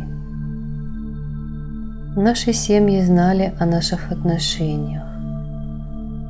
Это был и вопрос чести обеих семей, и в глубине души я уже принял решение. Вскоре к нам приехали друзья и знакомые. Лакшми забеспокоилась. Один мой друг от стыда даже не мог поднять на меня глаза. Приехал Раджа вместе с несколькими деятелями кино. Приехал и отец Лакшми. Все эти люди хорошо меня знали, но никто не мог мне ничего сказать, и от смущения они смотрели в пол. Сложно было оспаривать истину. Лакшми подошла и села рядом со мной. У нее был по-настоящему решительный вид. Было ясно, что она собирается до конца бороться за свое счастье. Она хотела что-то сказать, но атмосфера в комнате была настолько напряженной, что нелегко было нарушить это тягостное молчание. Наконец я встал и ушел в другую комнату, а Лакшми побежала за мной. Она просила: «Отправь их обратно, ведь за деньги не купишь счастья, нет ничего священнее любви, и твоя любовь для меня – это все богатство мира. Я не вернусь туда, откуда убежала. По крайней мере, живой туда я не вернусь. Почему они все преследуют меня? Если ты меня оставишь сейчас, то я обожгу свое лицо. Ты тоже хочешь моей смерти? Ты тоже возненавидел меня? Пожалуйста, ответь». Все молчат, но хотя бы ты не молчи. С этими словами она расплакалась. Я снова вернулся в гостиную. Все присутствующие твердили о семейной чести. Это были близкие и дорогие мне люди. Но они хотели во что бы то ни стало вынудить меня поступить так, как им было удобно. Они любили, чтобы их уважали в обществе, и эта любовь была сильнее, чем любовь ко мне. Здесь же находился и мой друг, который еще вчера весело подтрунивал над Лакшми и называл ее невесткой. Сегодня же он мечтал заполучить ее в жены. Я снова вышел и, вернувшись в гостиную с револьвером в руке, сказал: «Как же мне хочется всех вас перестрелять. Вы думаете только о своей репутации, а не о жизни. Но я не могу так поступить. Лучше я застрелю самого себя, а Лакшми может выйти замуж за труп. Я всегда поступал так, как требовала моя душа. Но сегодня я боюсь сделать что-то такое, от чего пострадает ваша репутация. Я не хочу становиться проклятием всей вашей жизни, и поэтому я ухожу». Я приложил револьвер к виску и нажал на курок. Но пуля почему-то просвистела мимо и попала в потолок. Потом я увидел, что и револьвер, и моя рука находились в руках Бобы. Он залепил мне пощечину и оттащил в сторону. «Идиот! Ты хочешь, чтобы все мои усилия пошли прахом? Разве я не говорил вам обоим, чтобы вы слушались того, что диктует вам время? Время все расставит по своим местам. Лакшми, дочка, ты не можешь отвергать истину. Тому человеку, которого ты любишь, суждено быть одиноким странником на дорогах жизни. В будущем он станет настоящим йогом, истинным отшельником, отринет материальный мир. И если ты не прислушаешься к его истинным желаниям, то он в любой момент может совершить самоубийство. И если ты хочешь видеть его среди живых, то не останавливай его. Он не хочет разочаровывать всех тех людей, что собрались здесь сегодня ради него. Ведь и ты, и я покинули его на долгие годы. Теперь он нашел свой путь, и он идет по нему в одиночестве.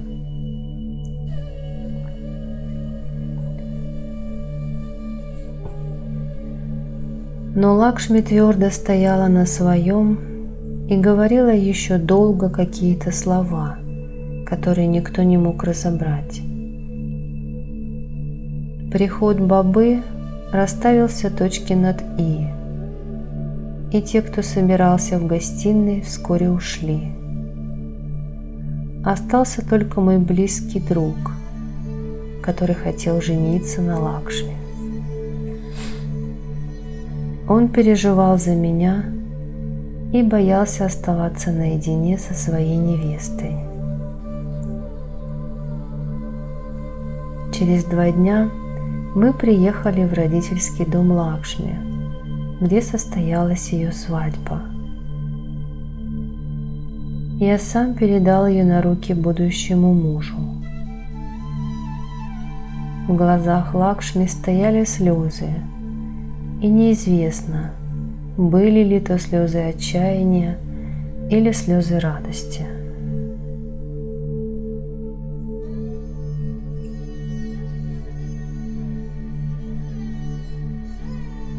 Все мы подобны ежесекундно возникающим волнам на поверхности вечного океана.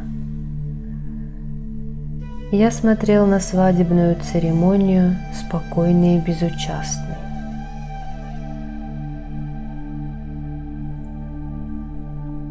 Я держался стойко благодаря наставлениям Бобы, который всегда говорил, что у нас отнимают именно то, к чему мы особенно привязаны. Те люди, что сегодня оказывают тебе всяческое уважение, завтра из зависти могут стать злейшими врагами и будут оскорблять тебя. Если сегодня ты помог кому-то, то будь готов к тому, что завтра этот же человек будет обвинять тебя во всех смертных грехах. Тогда как ум постоянно мечется между надеждой и отчаянием, я всегда искал постоянство. Но и меня раздирали постоянные противоречия. И если я поднимался по ступеням храма, мой ум норовил увести меня в другую сторону, поближе к материальному миру. Эта борьба противоречивых тенденций продолжалась. Одна часть меня, сломя голову, неслась вперед, а другая мечтала, чтобы все оставалось по-прежнему, мечтала остаться в клетке.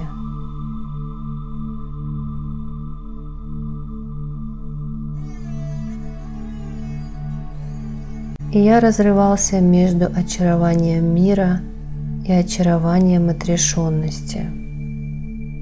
С одной стороны Лакшми, уважение в обществе, с другой наставление йогов. Кто был тот отшельник, что постоянно спасал меня и помогал мне в трудные моменты моей жизни? До сих пор мне не удалось этого узнать. Он проник в каждую клеточку моего тела, но я до сих пор не знал его имени. Он постоянно встречался мне на перекрестках судьбы, спасал меня от заблуждений, предотвращал ошибки.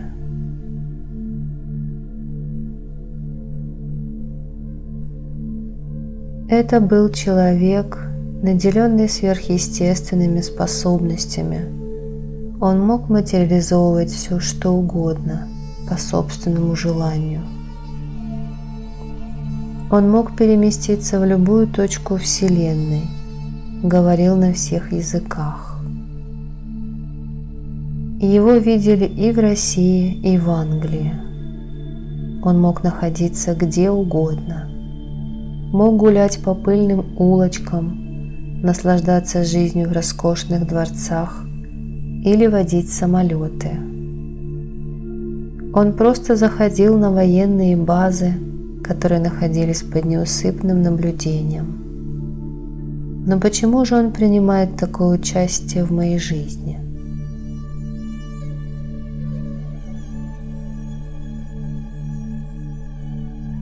Я хотел оставить позади всю свою прошлую жизнь и убежать куда-нибудь далеко-далеко.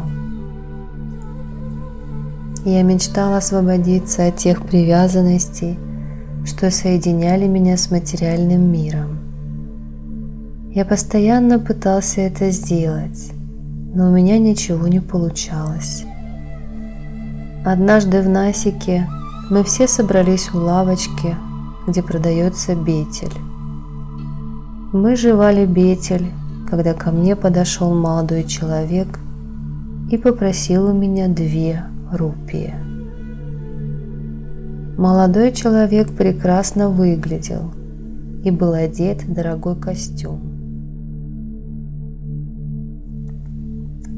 Его губы улыбались, глаза сияли. Когда я его увидел, то сразу узнал. Он же протягивал руку, ожидая, когда я положу в нее 2 рупии. Я дал ему 2 рупии, и он собрался уходить.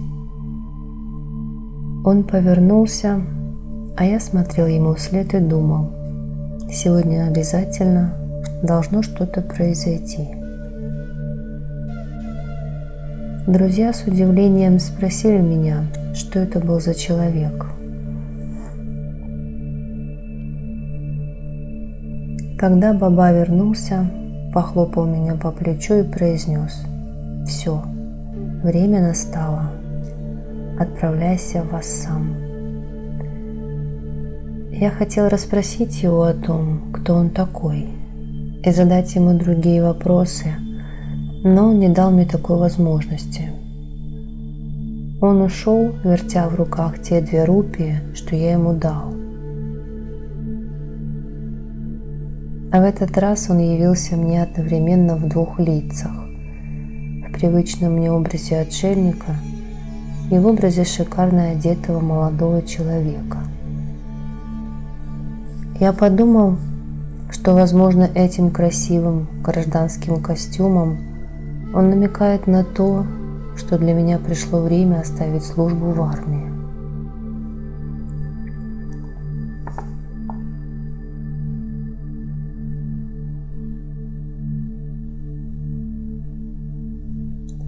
Я поехал в Гаухати. Из Гаухати я на несколько дней отправился на чайную плантацию, чтобы разобраться с накопившимися там делами. Неожиданно туда нагрянула Лакшми вместе со своим мужем.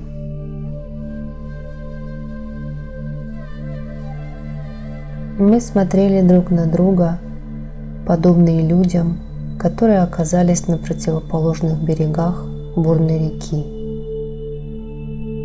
Лакшми спросила: «Что ты с собой сделал?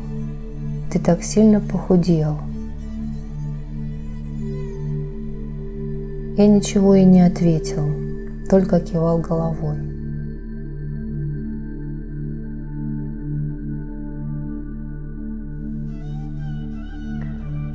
Я объяснил ее мужу вопросы, связанные с управлением плантацией, и тотчас же сбежал в Гаухати.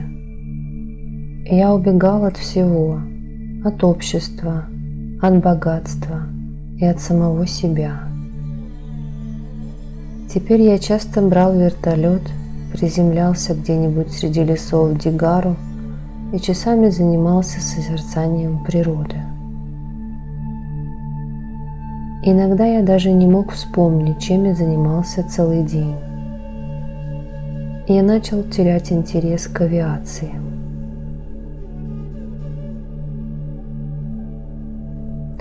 Я ждал только знака, чтобы все бросить.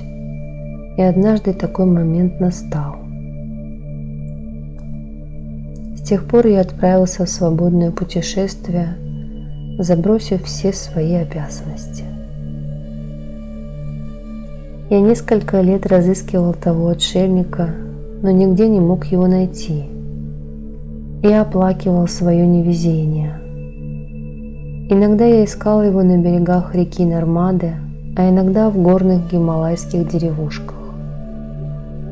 В конце концов, я совершенно отчаялся и упал обессиленный посреди дороги.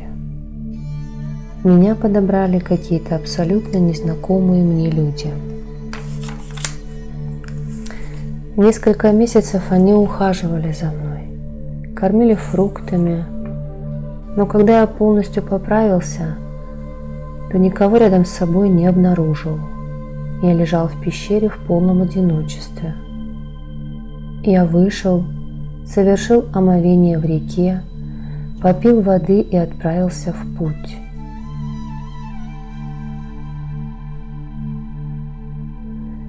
Я шел все время вперед. Через несколько недель я пришел в крупный город. Оттуда я перебрался на чайную плантацию, потому что мое тело находилось в плачевном состоянии, и я очень устал от непрерывных скитаний. Я все еще хотел продолжать поиски, но тело отказывалось мне служить.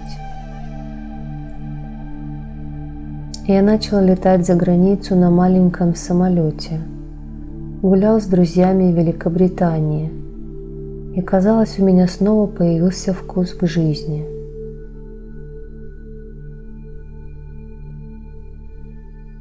В Америке я встретил Браджендера, который был полон революционных идей. Его привлекал социализм, но я всегда старался держаться подальше от всевозможных измов.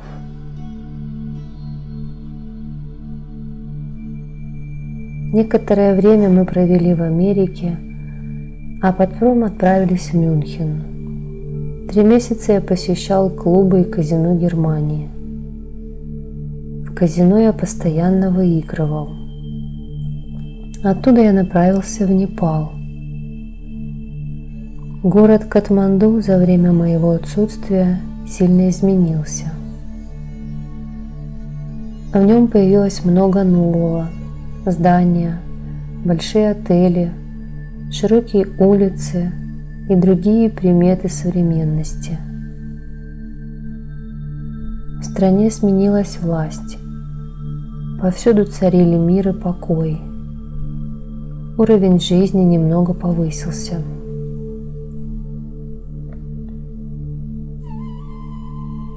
Катманду я возобновил поиски. Я и здесь часто ходил в казино, где выигрывал деньги и тратил их на жизнь. Здесь было много моих друзей, и постепенно они узнали о моем приезде. Я был вновь окружен близкими людьми. На праздник Шиваратри была организована грандиозная ярмарка. Там было много народа. Я сходил в храм Пашупатинатх и возвращался обратно, когда неожиданно увидел отшельника. Я стремительно бросился за ним, но он уже исчез в толпе. Мне оставалось только грустить, ведь теперь Баба, вероятно, не хотел меня видеть. Он выманил меня из дворцов, где я раньше жил, заставил бродить по пыльным улочкам и лесным тропам, а сам исчез из моей жизни.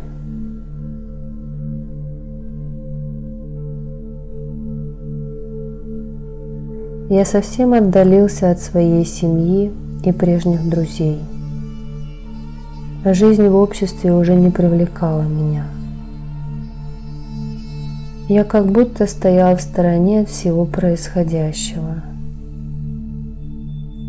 Иногда я на некоторое время возвращался к шикарной жизни, потом вновь начинал скитаться по лесам и горам, но нигде не мог встретить отшельника.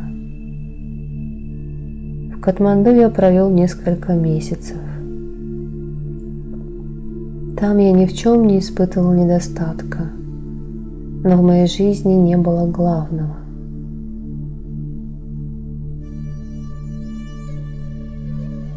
Однажды я все бросил. Самолет оставил на чайной плантации, машину у друзей, раздал одежду и все оставшиеся деньги. Теперь моей целью стала аскеза и духовные практики. Наконец-то я понял свою истинную сущность. Покинув друзей и прошлую жизнь, я рано утром отправился в путь.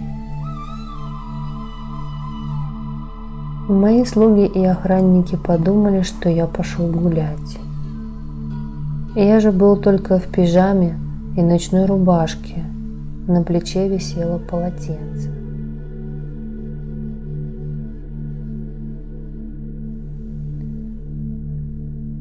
Почистил зубы и ушел, подумав, что этого маскарада достаточно, чтобы сбить моих доброжелателей со следа.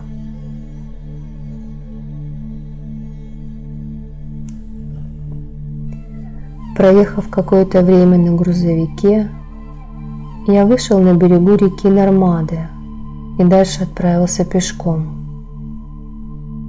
Перебравшись на другой берег реки, я оказался в непроходимом лесу.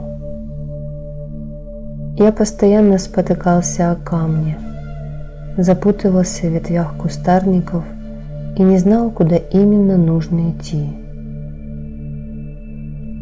Через некоторое время я увидел большой камень. Я расположился рядом, снял с себя всю одежду и решил, что именно это место прекрасно мне подходит. И я подумал, что скоро у меня отрастут волосы и борода, а когда я упаду, изможденный голодом, Всевышний не даст мне погибнуть. И я просидел на камне довольно долго. Порывы холодного ветра начали приводить меня в состояние оцепенения. У меня начали сами собой закрываться глаза. И тут я увидел отшельника. В руке он держал топорик, а через плечо нес ствол небольшого дерева. Положив свою ношу на землю, он с улыбкой посмотрел на меня. На его теле совсем не было одежды. Он казался очень высоким и худым, кожа до кости. Его длинные волосы были спутаны. Он наклонился, схватил меня за руку и сказал: «Вставай, пошли. Ты, должно быть, устал, но не от ходьбы. Ты устал от внутренней борьбы. И это хорошо. Плохо, когда устает тело».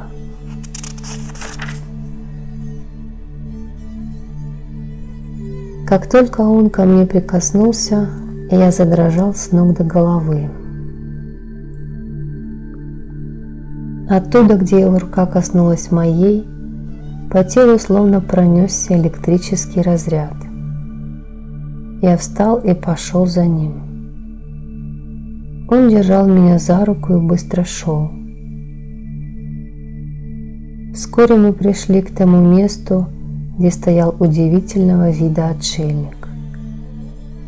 В ушах у него были серьги, за плечами мешок. От его лица исходило золотистое сияние, а волосы были рассыпаны по плечам, и от них тоже исходил золотистый свет. На талии у него была повязана веревка, сплетенная из черных нитей. Он сказал: «Ну что, ты пришел, Хари-Баба? Наконец-то ты выполнил свою задачу. А ты, я жду тебя уже целую вечность.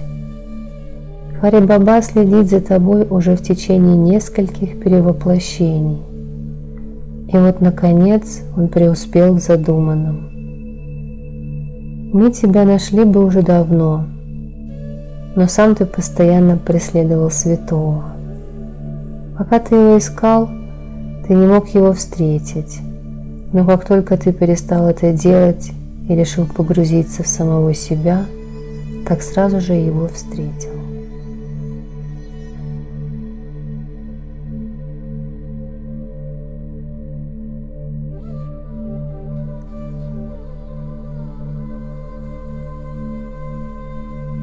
Ум только тогда может вздохнуть с облегчением, когда его перестанет привлекать материальный мир.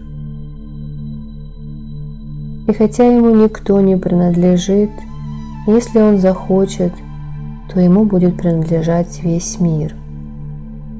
Капил. Человек – это очень эгоистическое существо. Он всегда стремится к собственной выгоде. Но если он кого-то полюбит, то эта идеалистическая любовь становится для него подобной миражу, за которым он гонится. Но вот его настигает разочарование, и именно тогда дают всходы семена отрешенности. Это зов души. Человек скитается, набивает себе шишки, совершает ошибки, идет на поводу различных чувств, но постепенно свет его души становится все ярче.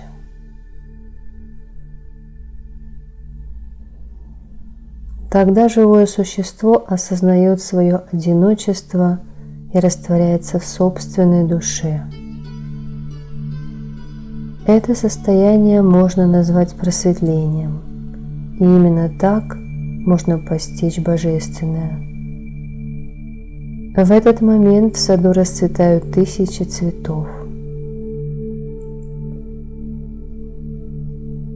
Не так-то легко очиститься от прошлой кармы и идти вперед. Наш мир подобен огромному базару. Живое существо рождается вновь и вновь и появляется на этом базаре растерянное, подобно заблудившемуся ребенку. Мать посылает его на базар, чтобы он купил определенную вещь, но ребенок постоянно ошибается. То ошибется в счете, то купит не ту вещь, и матери приходится снова посылать его за покупками.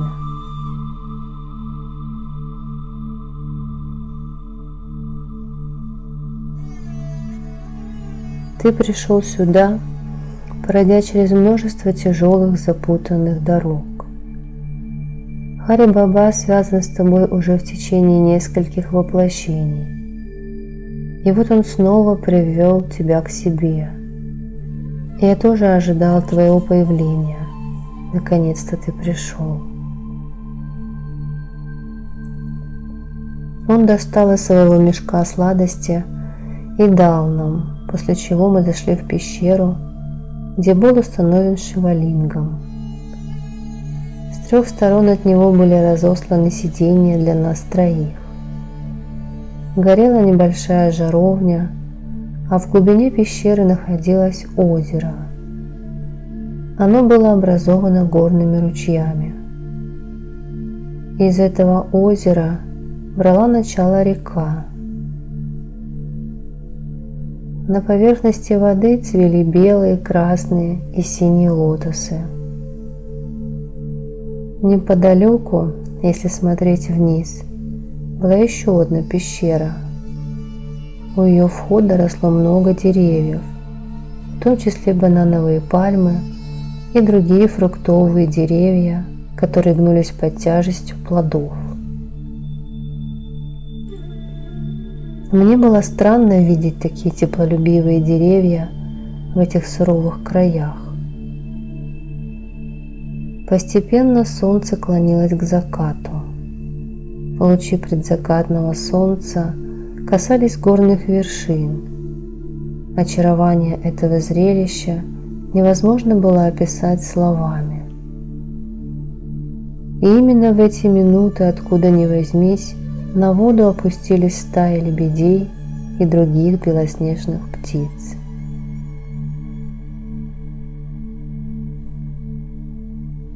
Баба сказал: «Жизнь здесь свободна от всех ограничений.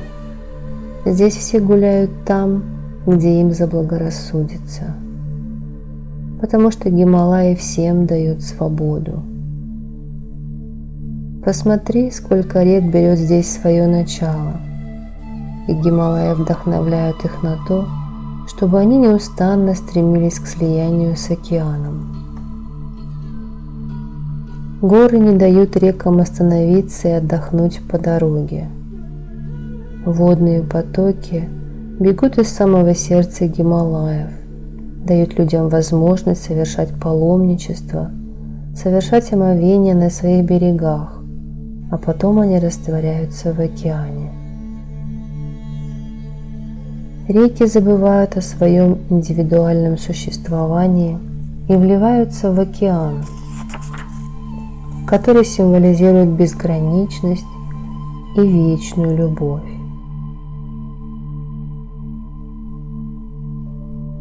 Таким образом, растворившись в вечном океане, эти реки тоже живут вечно. Капил, ведь Бог говорит нам то же самое.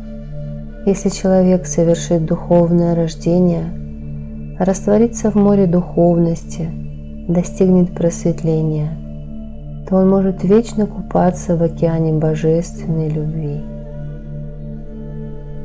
Но часто ли человек, раздираемый противоречиями, мечущийся между жизнью и смертью, старается использовать этот уникальный шанс?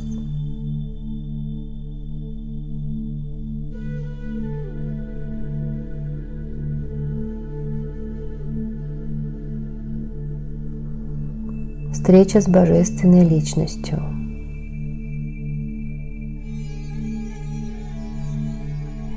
Долина Кеймура передала мне новое послание. Гуляя по окрестностям в поисках добычи, я встретил удивительного человека. Огромное значение этой встречи я осознал не сразу.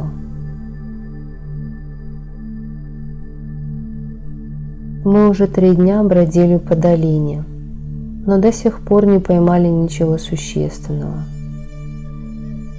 На 3-й день мы перешли ручей вброд и направились в другую сторону.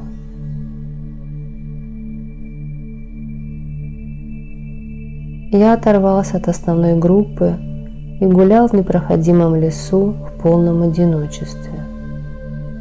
Неизвестно, что на меня нашло, что я вдруг покинул всех своих товарищей. Я шел вперед, сжимая в руке ружье и все дальше углубляясь в лес. Со всех сторон раздавался стрекот цикад, щебетали птицы, которые сопровождали меня в пути, летая над моей головой. И я продолжал идти вперед, но когда лес стал совсем густым, наступил вечер, и я остановился. Тогда я понял, что ушел очень далеко, ведь я шел по лесу с самого утра. И я решил вернуться обратно, но никак не мог найти наш лагерь. Я был совсем один. Неожиданно из заросли показался тигр. И я бросился к нему, и тогда тигр начал от меня убегать. Но иногда он останавливался и, обернувшись, смотрел на меня. Я преследовал его с ружьем наперевес.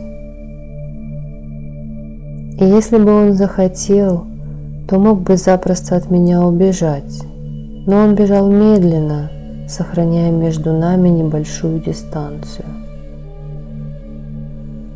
И я продолжал его преследовать. Это преследование и обмен взглядами продолжалось часами. И, наконец, я выстрелил в заднюю лапу тигра. Пуля попала точно в цель. И дальше тигр побежал, хромая. Я думал, что уж теперь-то он от меня не уйдет. Через некоторое время он остановился и стал пристально на меня смотреть своими огромными глазами. Я вновь поднял ружье, чтобы выстрелить в него. Тогда он побежал в пещеру. Я последовал за ним и увидел, что это довольно большая пещера, и от нее исходит сияние.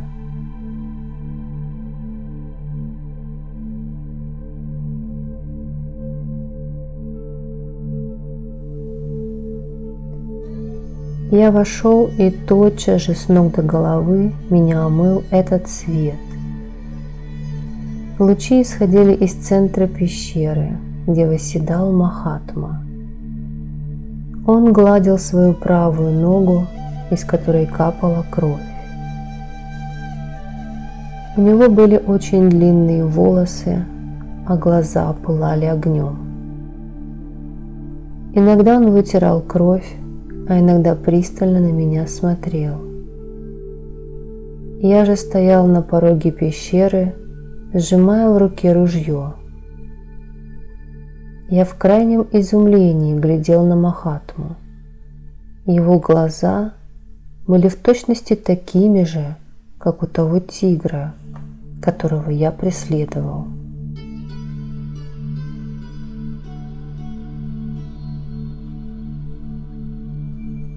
Увидев, что я молчу, Баба сказал: «Почему же ты меня не убиваешь? В чем разница между мной и тигром? И он, и я – живые существа. Я человек, а он животное, но оба мы – одушевленные существа. Мы оба ценим великий дар жизни. Ты очень любишь охотиться. До сегодняшнего дня ты охотился на зверей, а завтра можешь начать охотиться на людей. Почему же тебе не выстрелить в меня, как ты выстрелил в тигра? Почему тебе жалко человека? Ведь человек – это самое опасное из всех животных. Это вы, люди, придумали, что животное отличается от человека. Чем тебе не угодили эти лесные звери, что ты их убиваешь? Ты убиваешь тех несчастных, что не могут выразить свои мысли словами. Не лучше ли охотиться на тех людей, что притесняют народ, выпивая из него все соки? Не лучше ли бороться с несправедливостью и насилием? Не лучше ли расчистить путь для ненасилия? Борись лучше против обмана и вероломства, распространяя вокруг себя добро и мир. Почему бы тебе не заняться охотой на те силы, что являются причиной общинных беспорядков, межкастовой и межнациональной розни? Здесь же ты охотишься на животных, которые свободно гуляют по лесу, и таким образом удовлетворяешь собственное эго. Лучше уничтожай намерения тех людей, что ради собственной гордыни убивают сотни тысяч невинных, отнимают пищу у бедняков, принуждая их к голодной смерти, безбожно завышают цены. И если тебе нравится убивать лесных зверей, то считай, что я один из них. Почему бы тебя не убить меня?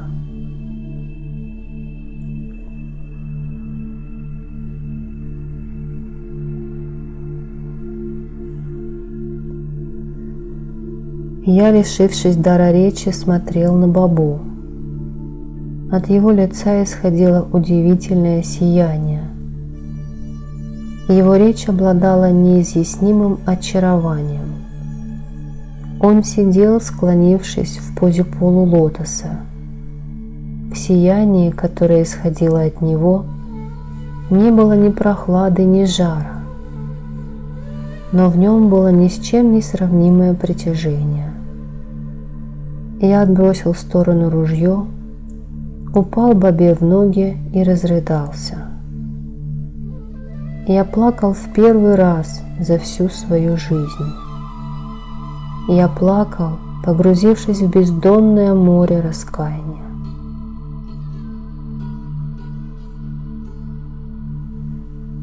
Баба забыл о своей ране и начал гладить меня по голове. Постепенно я начал погружаться в поток безграничной любви, начал растворяться в вечности. Передо мной стали проноситься картинки недавнего прошлого. То, как Баба увидел меня и моих товарищей, гулящими по лесу в поисках добычи. То, как мы нарушали покой и тишину леса, сея в нем смерть. То, как он обернулся тигром, и мои друзья начали его преследовать. Таким образом, он довел их до лагеря и спрятался в зарослях. Друзья были рады, что вернулись в лагерь, и, забыв о тигре, принялись есть и пить. Тогда Баба в образе тигра явился передо мной и увел к своей пещере, где он и показал мне свое истинное лицо. Я ранил тигра, но рана была у святого на ноге. Потом перед моим мысленным взором начали проноситься картинки из будущего. Вот я сам стал святым отшельником и гуляю по Гималаям. Вот я сижу в лесу на берегу реки в окружении сотен тысяч людей. Я видел и другие удивительные события из собственного будущего. Тогда Баба убрал свою руку, которая до этого покоилась на моей голове. Я тотчас же обнаружил себя совершенно успокоившимся, лежащим у ног Бабы. Я сел и увидел, что Баба улыбается. Какая же обаятельная, прекрасная была у него улыбка. Казалось, что вся любовь мира заключена в ней. Рана на его ноге уже затянулась. Я удивленно переводил взгляд с его лица на ногу. Когда я погрузился в размышления о том, что я вижу перед собой, Баба, улыбаясь, произнес: «Все в этом мире не случайно. Все происходит благодаря кармическим причинам. Это божественный закон. И поэтому все происходящее в мире божественно. Мы же просто исполнители божественной воли. Мы пришли сюда наслаждаться миром, созданным благодаря силе Пракрити.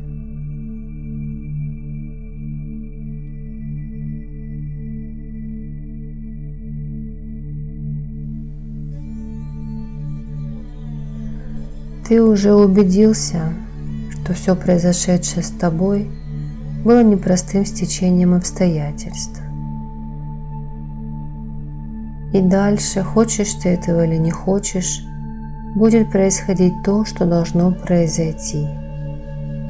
Сколько можно блуждать в потьмах по дорогам жизни? Ведь любой человек стремится рано или поздно вырваться из той ловушки, в которую загнала его природа. Ладно, давай я провожу тебя до лагеря. Баба взял меня за руку и перенес в лагерь. Он оставался с нами до утра, а на утро мы вернулись в Сасарам. В следующий раз я отправился в лес вместе с Сароджем и Бейристер Сингхом. Я сел на камень и начал думать о своем прошлом. В это время подошел Сародж и начал звать меня: «Брат, там дикий петух». На эти его слова я громко расхохотался. Сародж спросил, недоумевая: «Брат, что с вами происходит?» Через некоторое время мы пришли в Даригау. Казалось, что эта деревушка погружена в глубокий сон. Все былое великолепие Даригау переместилось в Сасарам. После этого мы с Сароджем направились в Бенарес, где я познакомился с сестрами Сароджа – Кавитой, Савитой и Киран. Когда я бродил по улочкам Бенареса, то вспоминал произошедшие со мной недавно события, которые были связаны с божественным предопределением.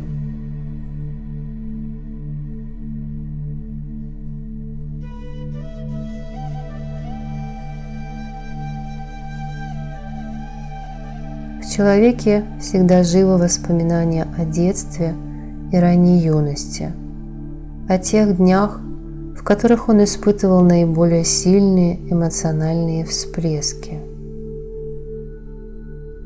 В детстве бесчисленное количество раз я играл на берегу священной Ганги и на ее гхатах. Сколько весен я провел в стенах индуистского университета. Каждую минуту что-то новое приходит на смену старому. Но этот город совсем не изменился. В ожерелье священной Ганги Бенарес продолжал напевать свои старинные легенды, хотя казалось, что люди увлечены строительством совершенно новой жизни. Мы с Сароджем продолжили наше путешествие, добравшись до Аллахабада. Там мы встретились с Санджаем и сразу же поехали в Гаухати.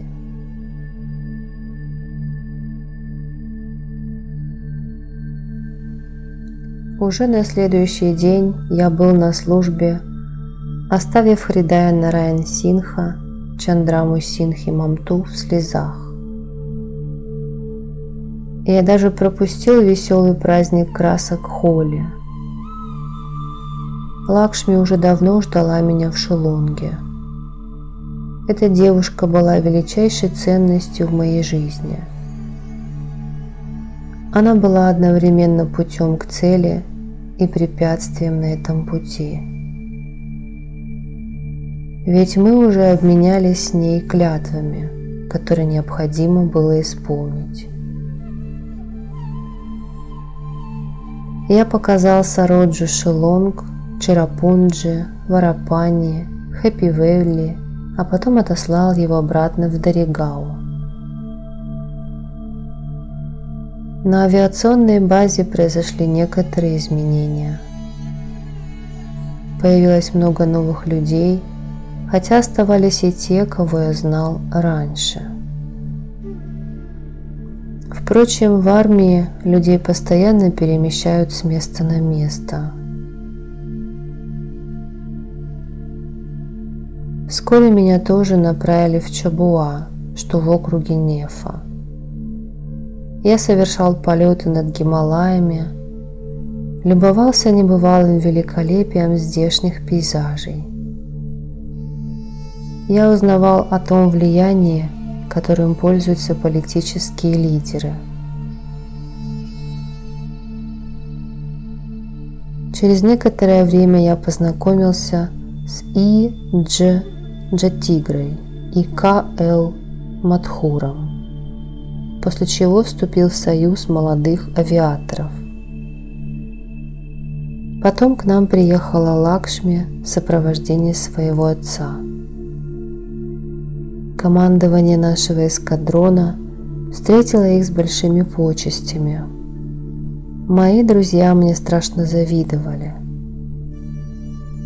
Лакшми хотела, чтобы мы наконец решили вопрос о свадьбе, стремясь к тому, чтобы мы связали себя священными узами брака.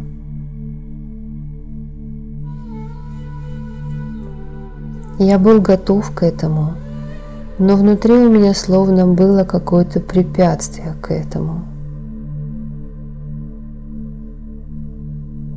Однажды вечером мы с ней ехали в клуб Дигбои, и неожиданно машина заглохла. Мы вылезли посмотреть, что случилось, но никаких видимых поломок не наблюдалось. И тут перед нами возник Баба.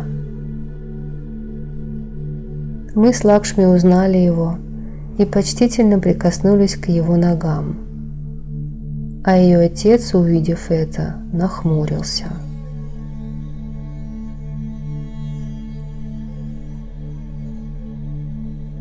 Баба, как обычно, попросил у меня 2 рупии и собрался уходить.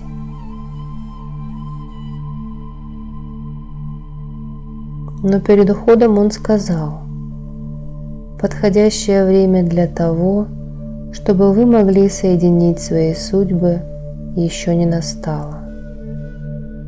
Лакшми, положись на время. Пусть все происходит так, как должно происходить. Не принуждайте жизнь, чтобы она шла так, как вам хочется, иначе это не пойдет вам во благо. Ведь человек приходит в этот мир не только для того, чтобы приумножать богатство, жениться и плодить потомство. У него есть и другой, духовный долг, о котором он забывает. Положитесь на время, оно укажет вам правильный путь».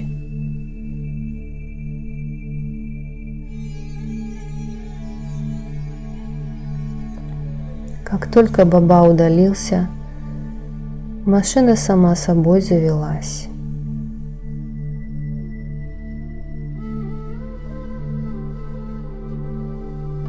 Через некоторое время мы с Лакшми купили недалеко от Чабуа чайную плантацию с небольшой оросительной установкой. Плантация досталась нам очень дешево. Нам ее продал уезжавший из тех мест англичанин. Лакшми стала жить на плантации. Ее привлекала литература. Она вместе с Пали Сингх открыла небольшое издательство. Пали выросла в княжеской семье Но время заставило ее избавиться от свойственной ее классу гордыни и заняться бизнесом. Я же ничего не делал специально, но чувствовал, что события моей жизни сами складываются определенным образом.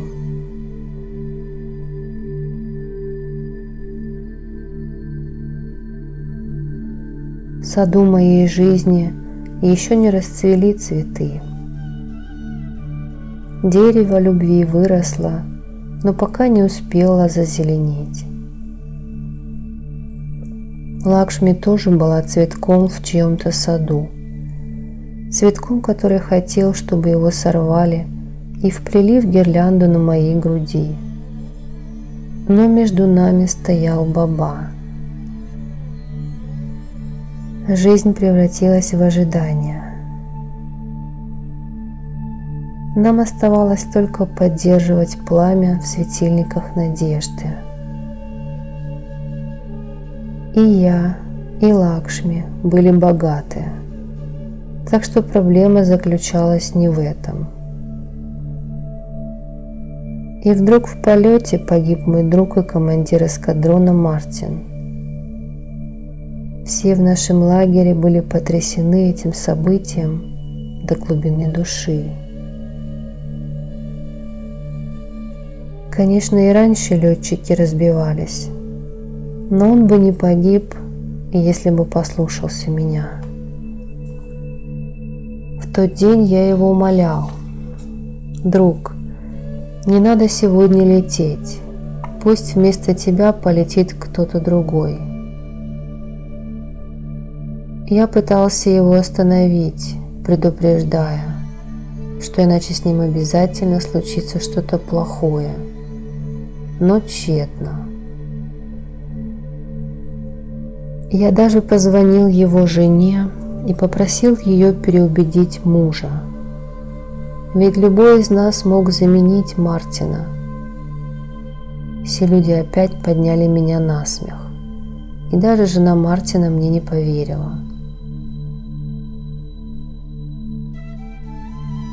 Он еще не долетел до Хасимуры, когда произошла авария.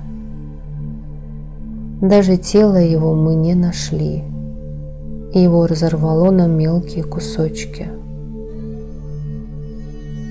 На всех эта смерть произвела большое впечатление. Хотя любой летчик всегда рискует, и никто не знает, когда небо потребует себе очередную жертву. Лакшми тоже утешала жену Мартина, но ведь его было уже не вернуть. Когда жена Мартина увидела меня, то разрыдалась пуще прежнего, но было уже слишком поздно. О Мартине остались одни лишь воспоминания. Так и происходит в жизни. На смену одному человеку приходит другой. А о том, кто ушел, нам остается только помнить.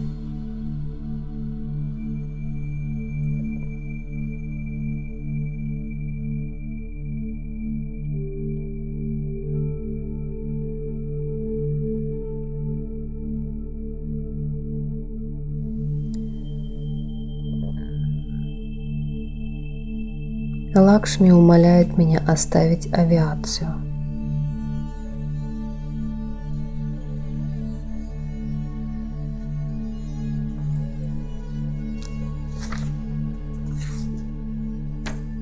После этого случая в сердце Лакшми поселился страх.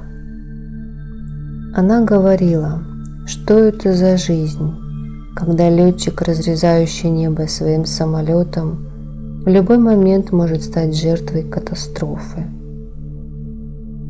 Она умоляла меня бросить авиацию, приводя справедливый довод о том, что мы совершенно не нуждаемся в средствах.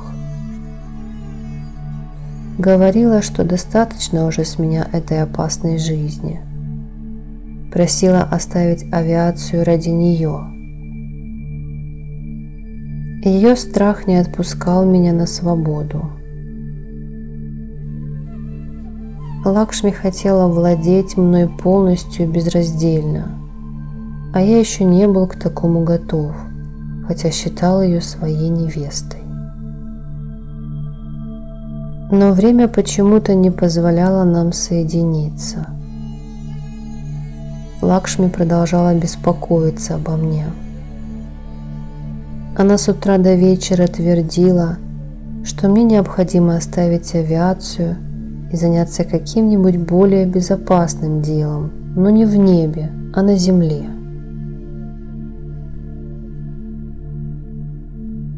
Но как же я мог бросить авиацию? Она уже стала частью моей жизни.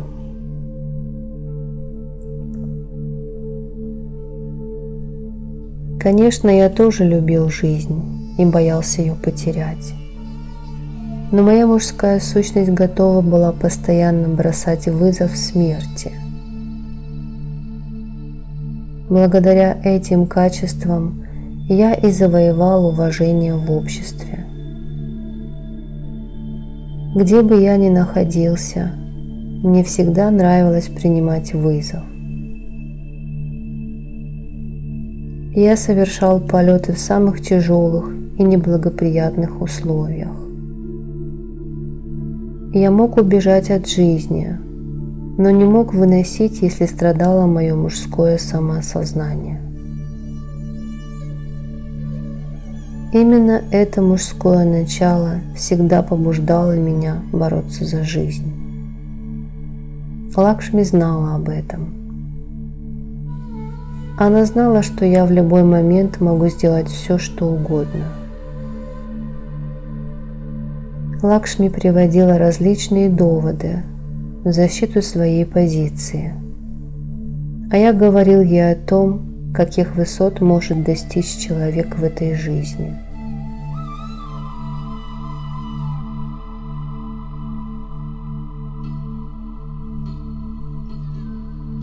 Как раз в этот период времени, когда мы с Лакшми оживленно спорили о будущем, меня вызвали на особое задание.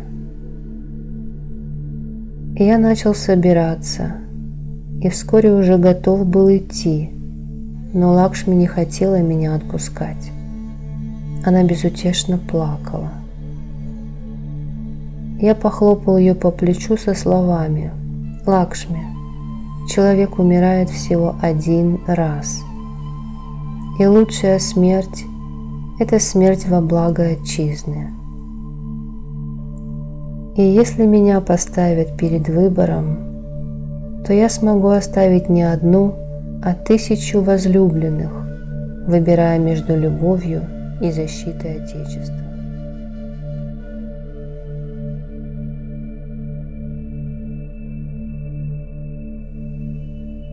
И я с радостью отдам жизнь за свою родину.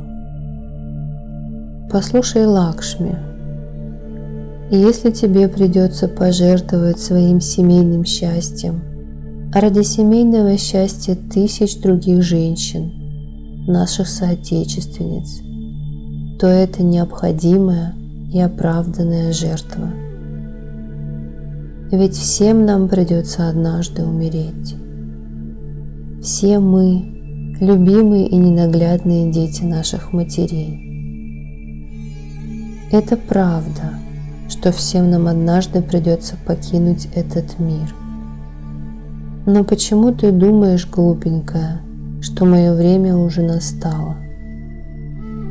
Ведь я даже еще не приступил к выполнению тех задач, ради которых я и появился на этом свете. Мой путь только начинается, и ты тоже со временем станешь частью моей жизни. Ты уже ею стала. Однако знай, я умру, но не склонюсь, потому что иначе я могу потерять самого себя.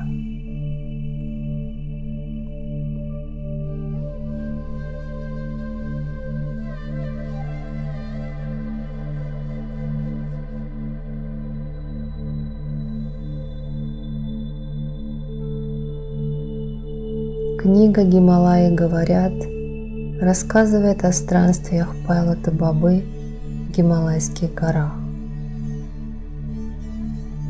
Многие описанные события могут показаться удивительными, но при взгляде на то, какие чудеса совершал сам Бабаджи на своем пути к истине, становится ясно, что все это происходило на самом деле. Гималаи говорят, это послание, данное нам человеком, ставшим легендой еще при жизни.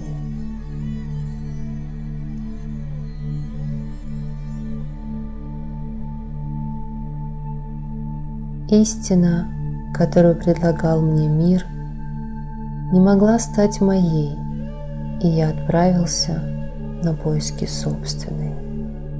Пайлот Баба.